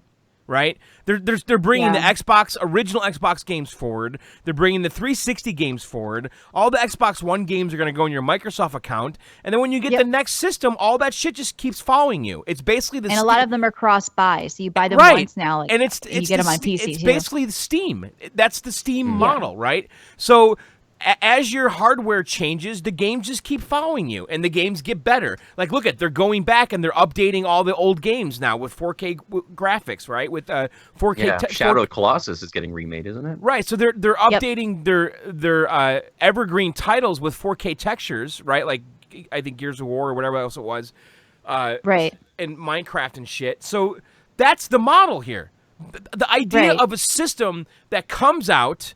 You buy games for that system, and then that system and those games dies is over. That's over. Where the games are not compatible with the next system, that shit's over now. And nothing's stopping Sony from having that ecosystem as well, right? So they keep getting upgraded with each console. And Microsoft is the first one to really get that. And I don't. Good point. And Sony's not. Well, Nintendo doesn't get it. No, I'll tell you that much. Nintendo will sell you the same game 7 times. Yeah. So, but let's talk about Nintendo though. I think. Sorry. No, I was going to say, like BMULL is saying, Sony's already done that, though, John. They've already kind of... Okay. How have they... I don't know much about it. Can I put a PlayStation 1 disc in my PS4? You can play PlayStation 1 and PlayStation Now. They were trying that with that... I understand, but Microsoft's trying to get everything all into your account. That's what they're doing, right? They're trying... It's like, oh, you bought this shit in the 360, it's in your account now. Oh, let's bring on the Xbox One games forward. That's what they're doing. They're trying to just put everything into this one account that's going to follow you from system to system, to PC to PC. Mm-hmm. That's what they're doing. And I think that, so Michelle, what you're saying about the 0.5 consoles and all that shit, right? This is what's happening here. They've really become it's just like a computer ecosystem, right? You just slowly upgrade your computer, but you're still getting to play like any game you want on it. And that's what's happening slowly with consoles now. The problem is you have to buy a whole new machine every year or two. You don't just get to upgrade the graphics card, right? So, that, like you said, that's the model people want. But it's priced accordingly for that, though.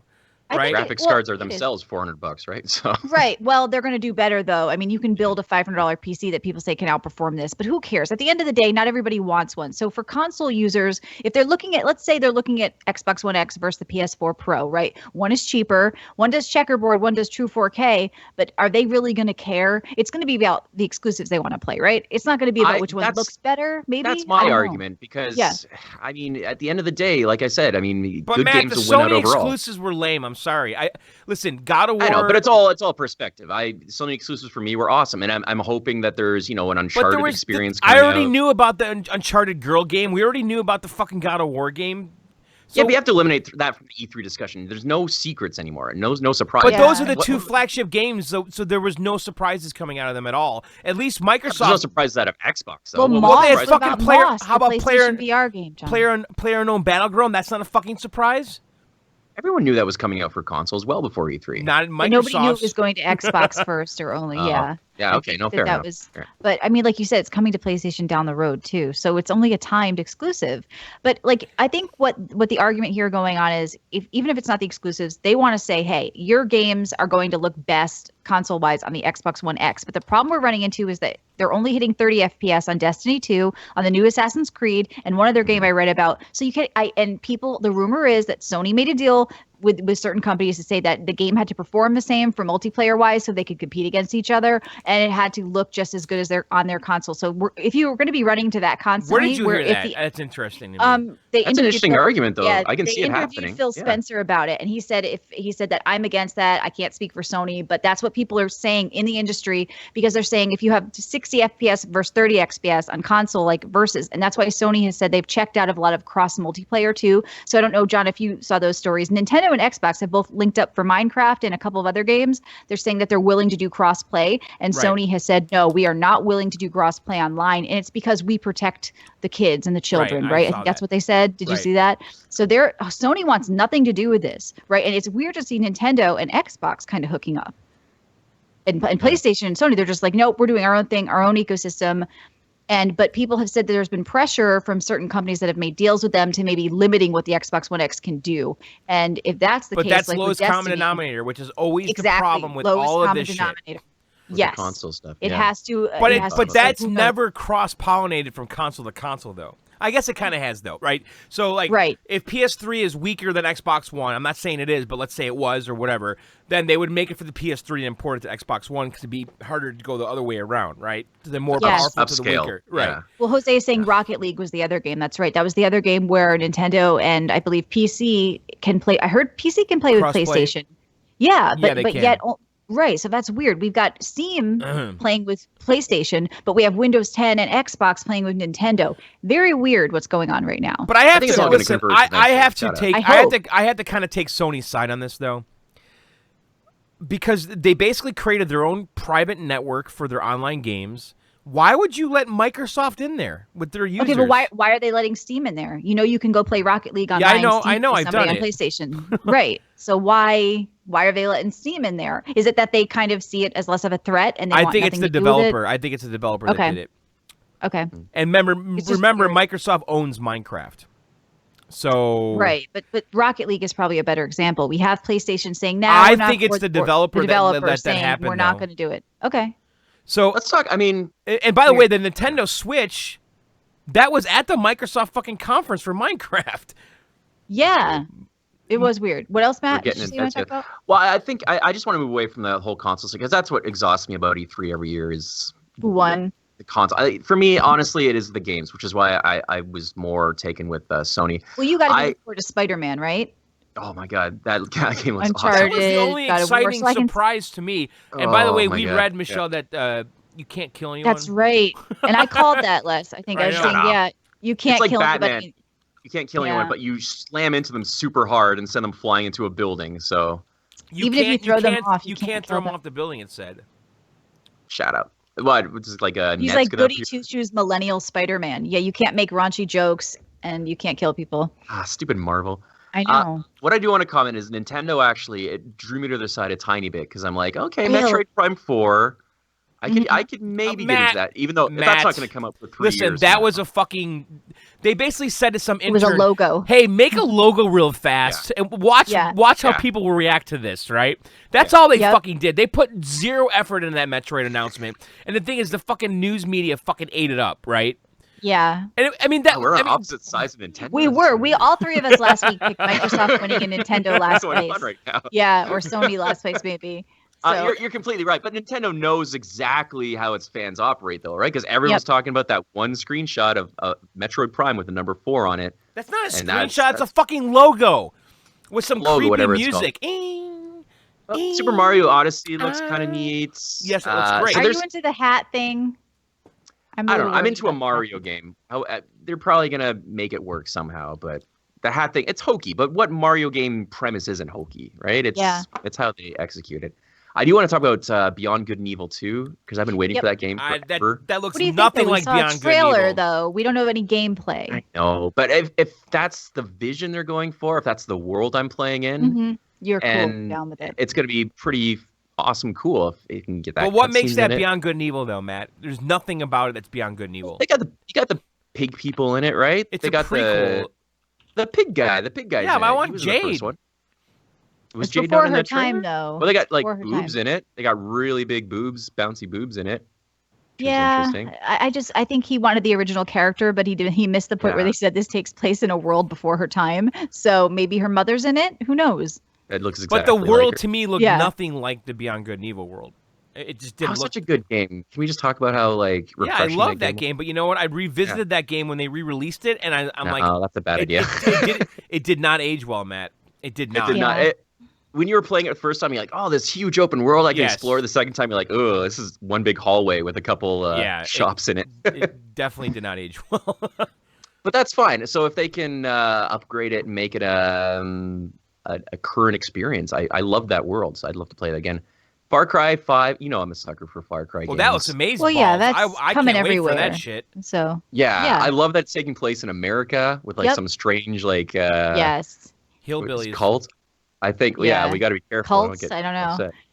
Oh yeah, we worry about that a lot here. No, but I mean, I was kind of saying last week I learned how it really has a sense of humor. It's goofy, it's crazy, it's very GTA, and that took some adjusting because I wanted like the first hour of Resident Evil, but it's clearly not that. But I still think it's going to be a lot of fun, right? It's Grand Theft Hillbillies, without a doubt. Balls out, just wander around, find settlements, blow shit up. I loved all Far Cry games. Far Cry and Assassin's Creed are always my go-tos. And Assassin's Creed Origins, it's going to be the same game, but I'm going to pick it up. I'm going to love it. This game looks so fucking fun. The Far Cry 5, Yeah. And there's like planes and shit too, so. Yeah, I know, totally. What do you guys think about Bethesda's here's old games we've been making. Now you can play them again. Yeah, why does everyone rip on that Bethesda thing so much? I didn't think it was that Well, I guess bad. because it was like the old becoming new again trend that we're seeing. I think it was so cynical seeing someone dressed up as Link in Skyrim. I'm just like, do they think that's what sells a game? Like, that's just that feels like a joke to me. That's what I said. John was down with it, though. He was like, do I want to play? Do I want to buy Skyrim again? I was like, no, you don't. Not just for the Link outfit. Well, no, because feel like Nintendo was sitting around at the table going, nah, fuck it. Just put Zelda. Just put a guy dressed as Zelda. In Skyrim they'll buy now. They'll eat that shit up. Bus Road Da, let's do this shit. Yeah. By the way, that Metro Exodus game was probably the best looking game I think that was cool. That was probably the coolest game everywhere, of all. Though. I know, it's but not going to be open world. They said though. They said it's not going to be much different from the first one, which is deceiving. Deceiving though, yes. Okay. Because I thought it was going to be open world, but that game's coming out for everything, and it definitely looked cool. I know, but Michelle, though, going back to Microsoft and who won and everything, the message is that listen, all these amazing third-party games are coming out, and they're going to be best on this system, and I think that matters for some people. People that claimed it never did before. The games we're talking about right now, though, all of a sudden it does. I get that. That's what's changing. I mean, look, I get that though. If I had a 4K TV, I have 4K TV, but if I mostly gamed on a console, I'm saying I'd be looking at my 4K TV, going, well, why wouldn't I want a console to take advantage of this, right? I mean, I get that. Like, technology moves forward, it changes. You don't have to buy the Xbox One X. You don't have to buy the PS4 Pro, but they're there if you do. I mean, they offer two products. I think that's probably a good thing to do. They offer a cheap one for people that don't have a 4K TV or that don't really care, and then they offer a premium product, right? I mean, how can you knock that? Yeah, you can't. Right? You don't have to buy it. If you got a 4K TV, that's a plus. Yes. Sure. If you don't, I can't recommend it unless you're like really having performance issues and stutters. Like otherwise, like you said, there's nothing really that different going on here. No. Yeah, well, it's just like I don't know. Yeah, and it's a retread territory. If you've got a 4K TV, it's going to look shiny. Games like Horizon Zero Dawn, it's a PlayStation, but games like Assassin's Creed are look awesome, even better. At 30 frames per second. 30 frames per second. They should have just gotten 1440p or 1080p down, and I agree with that. So it's a messy area. It really is. All right, what else E3 wrap up, or do you want to move on to some? Wolfenstein 2 I'm excited about. Yep. Those are quality games. Anthem is not moving a needle for me. I'm not into those Destiny type experiences. Yeah. I thought that looked kind of cool though. It looked cool. It's probably going to do gangbusters. It just didn't really do anything. They said it has a 10-year plan as well, just like Destiny. I think about Anthem. They said aren't you guys they're in in the it for the long haul. BioWare shit though? But that looked to me like a Destiny type thing. Mm-hmm. It didn't look like a BioWare experience. But it had suits. It had suits. That's a Mass Effect type thing. That's about it. That's about what stood out for me. Sony wins for the games. That's what Matt says. Well, it's good because it's a different opinion. My perspective. We picked I mean, them. Yeah. We were just kind of mocking the whole kind of thing. Like, it was very weird, the presentation, though. They came out with a suit and tie guy, it was very just stuffy. nerdy. It was Squareville, It was weird. man. It didn't was feel like, Squareville. It was. As opposed to Nintendo with No. the pre-cut 24-minute green screen. With the guys reading off cue cards. So I know you mentioned VR, and that's something that, like you said, Sony has over Microsoft right now, because I guess they think, we'll get it on the Windows 10 machines. ignoring it, and they're smart. Ignoring it because Jose said they're waiting for it to be wireless. That's what they said. But so somebody who's not ignoring it is, of course, you can do VR with a lot of stuff. And I didn't know this, but apparently you can fill your Steam VR home lounge with gaming collectibles. So every VR game you play, like, it gives you something. And it made me think of PlayStation Home. And how I wanted that so bad to be good. Did not work. It had such potential. I went in there so much. Remember what's his face, Bob Norp? Yes. He was always fucking in there too. Yeah, walking around in his trench coat and he had shit. a condo. Yes, Yeah, but he was always in there, car. and he's like, "Hey, I didn't know you came in here." I'm like, "Yeah." He's like, "Yeah, I'm always in here, man." But with VR, imagine that if they relaunched Home with VR. Yes, that's what I'm saying. Yeah. So Home we was have such Steam- a great Steam idea. Doing it now. Let's have. I think that they should totally do that. PlayStation VR. This is your home. Fill it with stuff you want. Maybe it didn't work then because it was almost like you were in a virtual reality world without the headset. Now that we have these headsets, like, I think that Sony should relaunch Home. Like, I think it had potential. I know Steam is doing it. People are saying it's really fun to kind of collect these things and physical stuff from games and getting to see them rather in the physical world as much as you can. So I was just kind of thinking, like, come on, Sony, do Home again. And then it's like this a no-brainer idea. Like, just put on your goggles. You're in your condo, your dream condo. Right. Look over your games, your collectibles. Oh, for sure. Yeah, like, hey, I got this and I played this game and I collected this. It took me, I hunted down all these. Here's my trophy. Here's my physical trophy. I didn't just get a pile of shit from Nintendo. Yeah. I got an actual trophy sitting in my virtual home. So I think it could kind of be good. And then this isn't about a game, but I thought this might be a news story to talk to you about, Matt, because you remember that whole "it's a game, it's not a game" debate that we had with you. And now Netflix has launched an interactive TV series, I guess a couple of shows with branching narratives. You're going to get to choose your own adventure television. So I feel like games are obviously infiltrating movies and TV, and then Netflix. Right, and they're gamifying Netflix. They're gamifying everything. Do you think we're going to start seeing this shit like show up on Steam or MS or PlayStation stores, like where it's like interactive movies come on, or do you think we already have those stuff like Firewatch, as I was going to say? I think I obviously they are. I don't see how Netflix is going to pull that off. It's going to be one of those very kind of base. Do they go here or here? But it's going to. Well, it's going to end up the same thing, right? Unless you film like 10,000 hours of an episode, how is this going to be a meaningful impact? What was that show that it was an MMO and it's on Amazon right now? I forget the name of it. Defiance, was that it? Yeah, that's right. People love this show. They say it's really good, and the game influenced the actual show.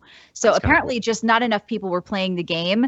But the problem they ran into was, like you said, I don't know, CGI was really bad. The acting was really bad because they had to film like hundreds of outcomes and possibilities just to change with how the game was being played. But it's weird that we keep seeing people trying this whole merging thing. But I guess Netflix is starting with children's show, Puss in Boots, Trapped in an Epic Tale, maybe something for your kids. But hey, I read Choose Your Own Adventure books as a kid. Me too. I loved them. I bet I would. We're all going to try it when it comes out, right? Like, we're all going to do it. Yeah. So.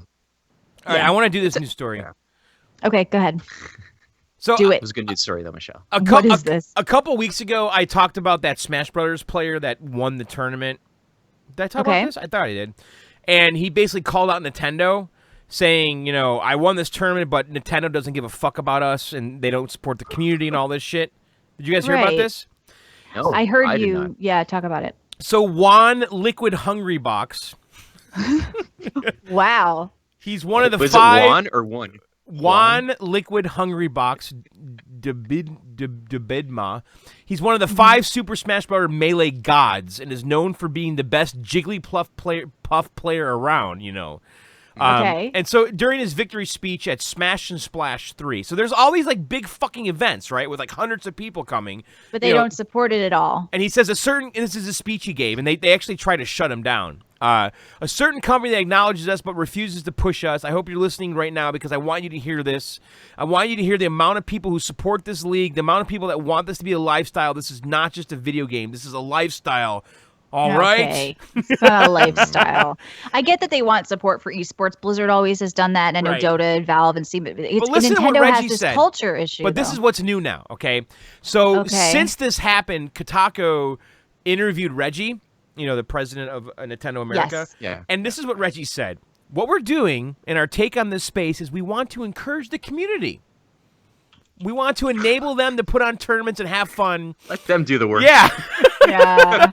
And for the players themselves to participate in these types of situations. That's our view of this space.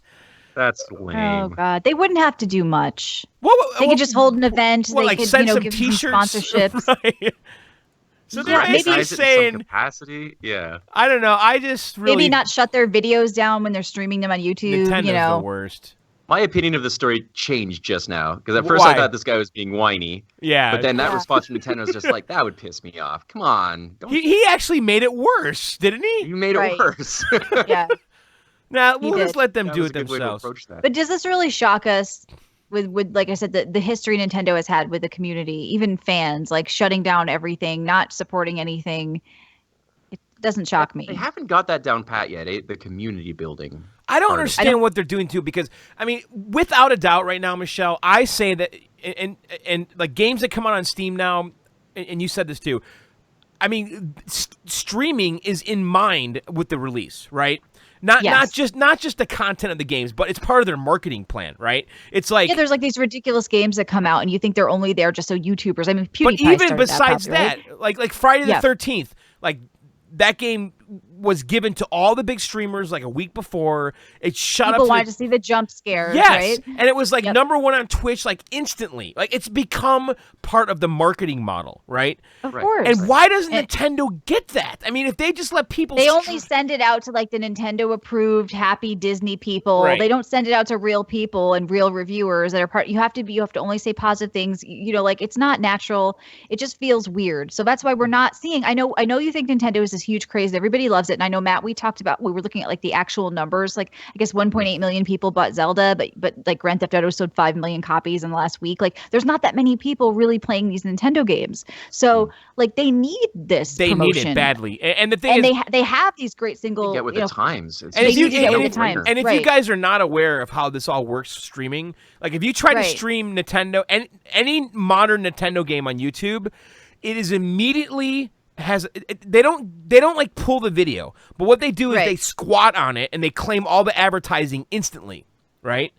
Yep. Yeah. And in order to undo that, you need to join the creator program, and they will give you a cut of it. You have to get approved, right? Yeah, so I'm in the creator program, and they basically give me two choices, okay?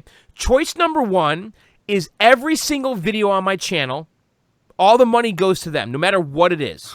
That's ridiculous. Right? Nobody's going to do that, especially not a huge a mafia deal. Yeah, okay. it is, exactly. So that's the easiest way. It's not going to work. Right? And that would work if I only covered Nintendo and that's it. Right? But if you want to do other stuff, they're basically squatting your whole channel.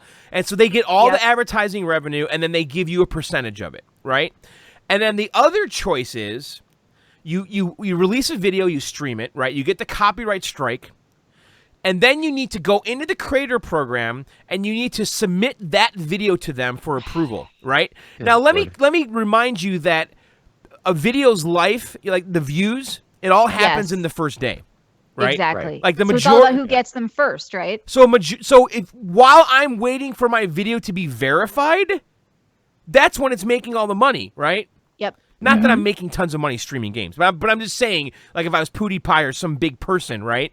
So you have to sit around for 24 hours waiting for them to approve the video to be part of the program, and then once they approve it, then they'll give you a cut of the advertising from that moment forward, I believe is how it works. And they're never going to approve an honest review.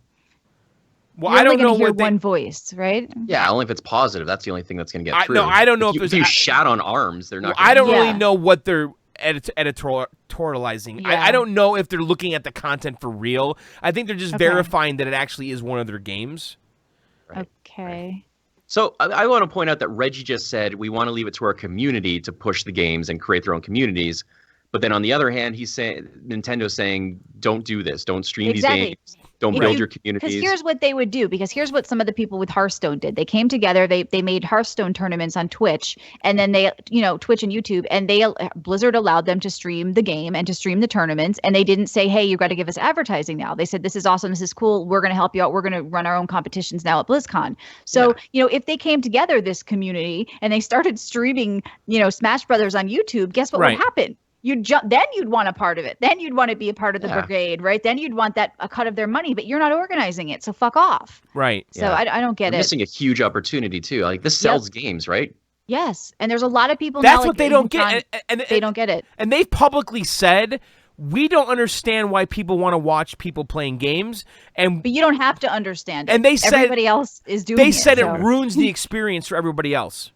Stupid. Because it's so out of touch. It is. They don't. But yet, if they don't understand it, then ban it. But they let you do it. Like you can stream Arms, John, but they take your advertising money. So they don't understand it. But hey, we'll take your money.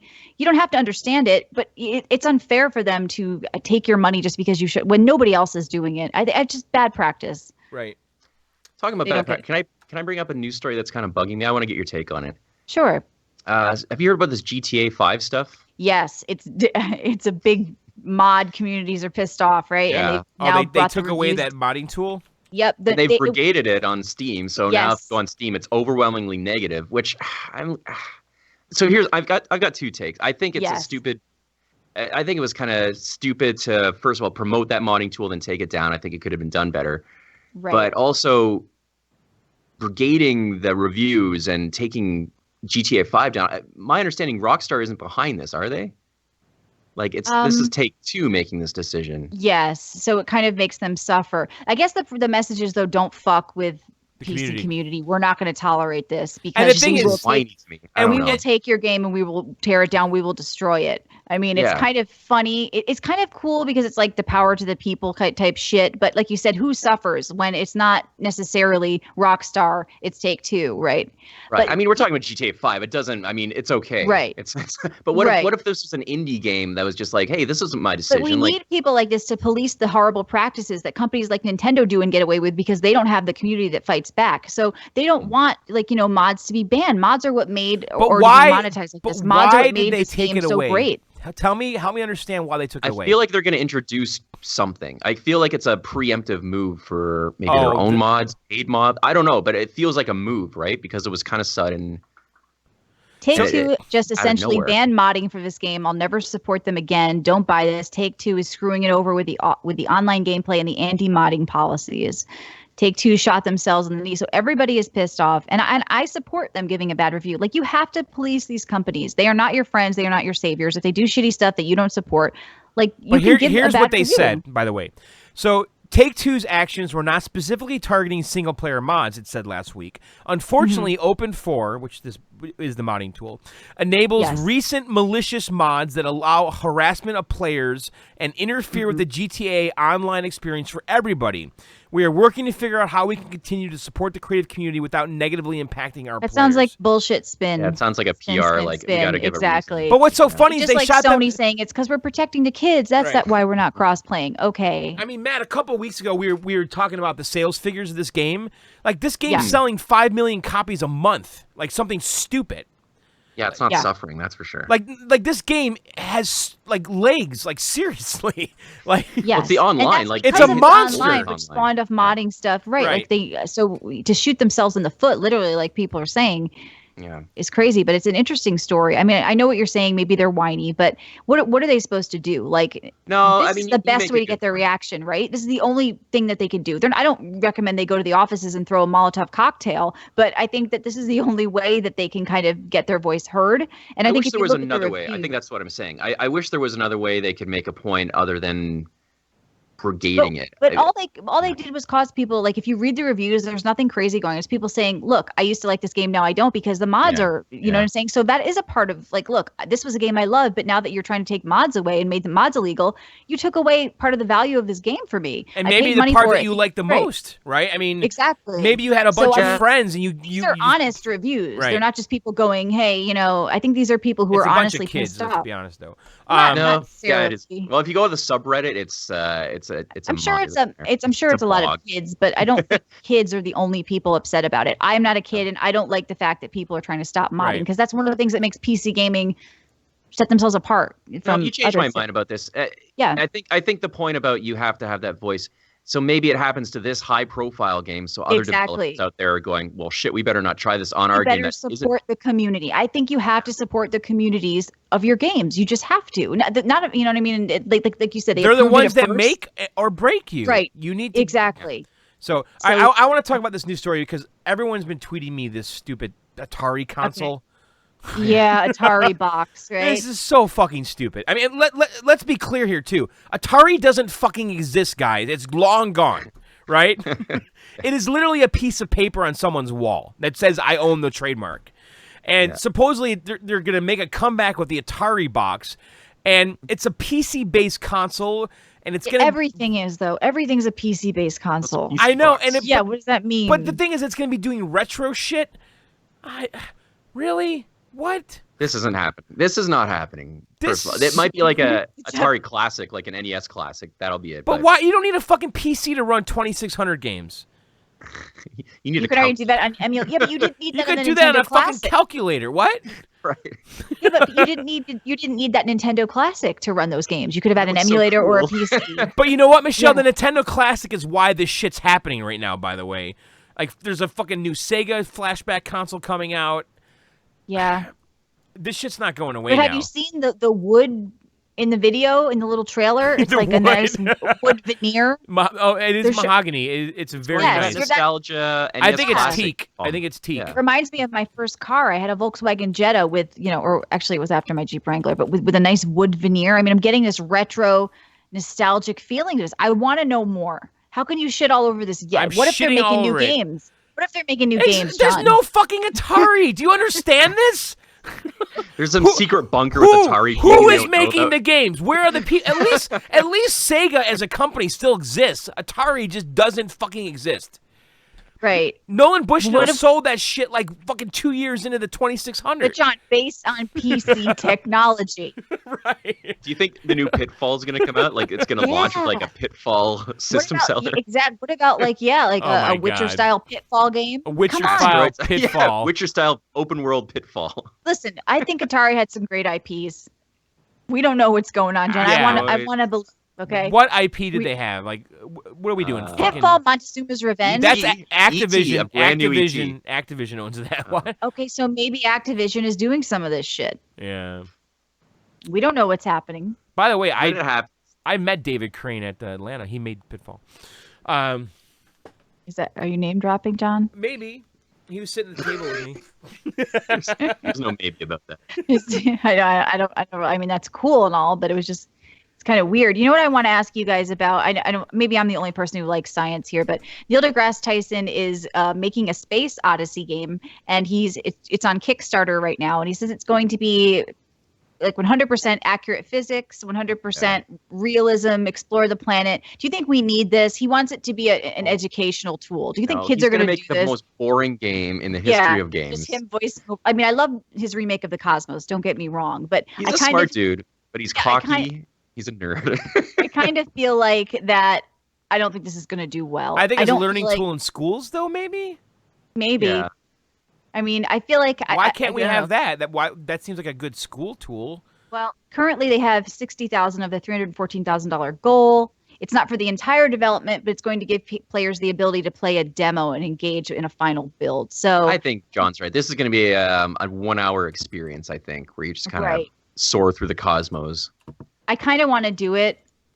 and pledge for just to kind of do it. But there's so many games right now that already say that they do accurate stuff. Like, what was the game that we both played, John? Begins with an E. You bought the flight stick Elite for Dangerous? it. Elite Dangerous. Yeah. Right. That supposedly is really based in a lot of reality. I mean, people were already discovering planets and systems that didn't exist yet, and meeting aliens and all that crap. So I don't know. I just feel like everybody's doing some kind of Kickstarter these days, and it's just kind of fun to see it in the realm of something I'm interested in. But I don't know how this is. And it doesn't sound I feel like Neil places. deGrasse Tyson's legacy is just making things unfun. Like every time that guy pops up in media, it's to say like that movie wasn't accurate. Godzilla could never be that tall. Well, he pisses off nerds a lot. That's what he says on his Twitter. But I've tried many times to watch his. He has like a video version of his podcast. Yeah. I forget what it's called. On like Nat Geo, and it's just like the absolute worst. Like I feel like Bill Nye's on Netflix. We talked about that too. Was just so bad. Like I want somebody to come along with like a good scientific based talk show, or out there, and there's just not really anything. So I don't know. I don't know if I'll be kickstarting this, but I want to play more games that at least take place in space that are somewhat accurate. All right, what other news do we see, John, before we get out of here? Well, sorry, just to bookend that, I just quickly wouldn't it be a better idea if he partnered with an Elite Dangerous, or he partnered with a big developer? Right, lend your name to something. Don't make your own. Yeah. Because I don't feel like they're going to get the hype about this, or it's going to end up, like you say, John, as some learning tool at a school and not really get made. Right. Yeah. I mean, the other story here, I don't know if you want to talk about this, but the Twitch. Oh, can we talk about the $800 Assassin's Creed Origin Special Edition? Sure, let's talk about just that really instead. quickly. Yeah. Steelbook. You can do yours too, but I saw this in our news, and I don't get this. Who's doing this? I guess there's 200 and one it's signed, and you get all this crap at $800. Well, scroll down. What do you get? You get an eagle? What is that? You get it's a fake it's a statue. Hawk. That's right. Dawn of the Creed Legendary. So you don't get anything good, like a really ugly statue. You get swag you're going to sell on eBay 2 years from now, basically. I don't That's get like not pictures. $800. Shut up. It's $800. It is an $800, yeah. There's nothing It's about $800. Yeah. Well, okay. there's steelbooks, signed editions. A replica amulet, an art book, 4 lithographs, the soundtrack. I mean, $800. DJ Three Stripes asked, does it come with a hidden blade butt plug? I hope not. It seems painful. People Are you ready for this? Yeah. I don't get it. I wanted to mention that really quickly because there's some crazy shit going on these days. Like I love collector's editions. I'm okay with $100 ones with like cool stuff. But $800, okay. I don't get it. I'll tell you what's going on here, right? Okay, they make this ridiculous edition. They only make like 100 of them or 1,000, whatever it says. And then 200. they get people like us talking about it, right? So God damn it, we fell. Shit. All right, move on. What were you going to bring up? But it says right here it's limited to 999 units. This is 200 special units in North America. This is a marketing thing. Yeah, it's totally a marketing thing. For the super fans, the Dawn of the Creed Legendary Collector's Edition is available now exclusively on the Ubisoft Store with only 999 units produced worldwide for a $799.99 price tag. It includes it's a 28.7-inch statue. It's fucking huge. That's fucking gigantic. How many feet is that? Can someone do the math? That's like 3 feet? No, it's over 2 feet tall. That's fucking gigantic. What about that Halo helmet, Master Chief head that they were selling? Remember we gave that away, remember? Oh my God. No, we gave it away on VGO a long time ago. Remember I bought it? We did? Yes. Oh my God, you're crazy. We actually sent something at one point? Yes. Yeah, John tweeted it. Prizes to a listener? Yeah, finally got around to it. So it's a highly detailed 28.7-inch resin statue of Bayek, a protector of Egypt whose personal story will lead to the creation of the Assassin's Brotherhood and his eagle sinew. So that's where all the money is. That thing's fucking ginormous. I don't think it's worth that much money. You know, it's gonna be hollow. It's gonna be. Do you know plastic. how big that? No, it's made out of resin, so it's solid. That's not worth that much money. Have you seen the really cool badass shit that people in China make and sell on eBay for $25? Not a 28.7-inch statue. Oh, I bet we could find. There's going to be Chinese knockoffs of this shit for $20, and more power to them. I think this is ridiculous. All right. The one thing I wanted to talk about though was like the Twitch thing. Like affiliates will soon get a sub button and ad revenue.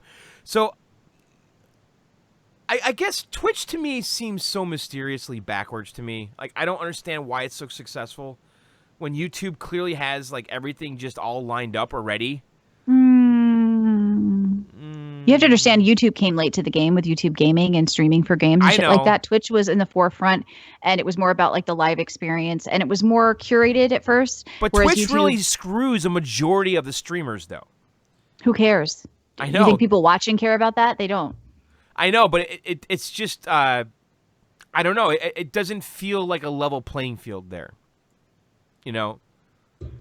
Is it a level playing field anywhere, though, really? No, I mean, the cream always rises to the top, but they're not giving the same tools to everybody, right? So it used to be that only the partnered streamers could do 1080p and all that shit, and the higher bit rates. And now, finally, the affiliates will get a sub button. Oh, thank you for giving us a subscription button. Doesn't that seem a little weird that that's a new thing that they have to announce? No, because that's the model they started with. Yeah. And I think, I don't know, they wanted to seem more premium and curated, where this is like stuff we support and we think is good and try to push. I don't think that's at all why. I think that they had their bandwidth was so off the charts that of course. That has to do with like only 720 versus 1082. And it's also become so much more popular now. Right. I think that they didn't have the infrastructure, and that's why they're limiting most people to a lower bit rate. Yep. And so they had to make a decision who. But that doesn't stop them from letting people. I understand, but I think that was everything behind it, and that's probably why they sold to Amazon, thinking that Amazon's going to fix all that for them. Well, Amazon will, and they really are, like I said, taking measures with Twitch Prime. Right. Like that is just kind of for a gamer. It's like, well, why not do this? Cool. I also get access to Amazon's 2-day shipping and their streaming and movies and stuff. What if they link up with them and do game streaming? And add that to Amazon Prime? What if there's like Twitch game streaming too, or something? Who knows? Down the road, when the internet is better in other places and they get it all worked out, I think that the Amazon factor here cannot be ignored. Yeah. Mm-hmm. So I think that they're going to be continually changing this up. So good luck to Microsoft and Beam. So Asm Hicks Slaya says, so YouTube gaming a newbie. Well, they have the super chat thing. I don't really know what the requirements are for super chat. Is there requirements for that? I think anybody can do super chat, yeah. It's kind of confusing, though. Nobody really knows what it is. They just see a dollar sign by the chat. The way they tackle it, and having two YouTubes, YouTube and YouTube Gaming. It's the same thing, though. Right. I'm just saying it's a little awkward. I think they're going to get there. They're going to come around. Like, they need to support multiple screen streams and crap like that, and I think Twitch does too. So I think that we're only going to see better stuff for streaming. Me too. As we I can't wait. Forward. Yeah. All right. Well, I think that's it for us. Like I said, go ahead and get our app and support the show if you want. And also check out RiotCast.com, VideoGameOutsiders.com. I built a new website, so come on down and meet people there. You can check us out on Twitter, at Coastal Michelle, BlackDog7, at Maddo McFly. And then also, we forgot to mention, too, guys, we have an app. Go to the iOS store. I just mentioned it. Oh, you did? I did, but you know what I did forget to mention, though? Is Bucks wanted me to mention that he said, please mention your Discord server more because he has met some people in there. He's been playing PUBG with people in there, and he's like, this is awesome. You guys don't really, mention enough on the show. So shout out to him. Shout out to our Discord server people. Join them over on VideoGameOutsiders.com. Go under chat and drop down to the server. And that's a place where you guys, if you don't know what it is, it's where a lot of gamers, especially PC gamers, talk to each other while they're gaming or organize games. So meet him and many other community members there. Awesome. For sure. And there's a bunch of people playing PUBG and shit, too. So, yep. Did you already say that, too? I did, yes. Well, John, I mentioned the app. It's like you don't listen to what I say. Then we're going to get people saying, you mentioned your app twice. You said it for a split second, though. I must have missed it. I know. I just don't want to be yelled at, John. Why? By who?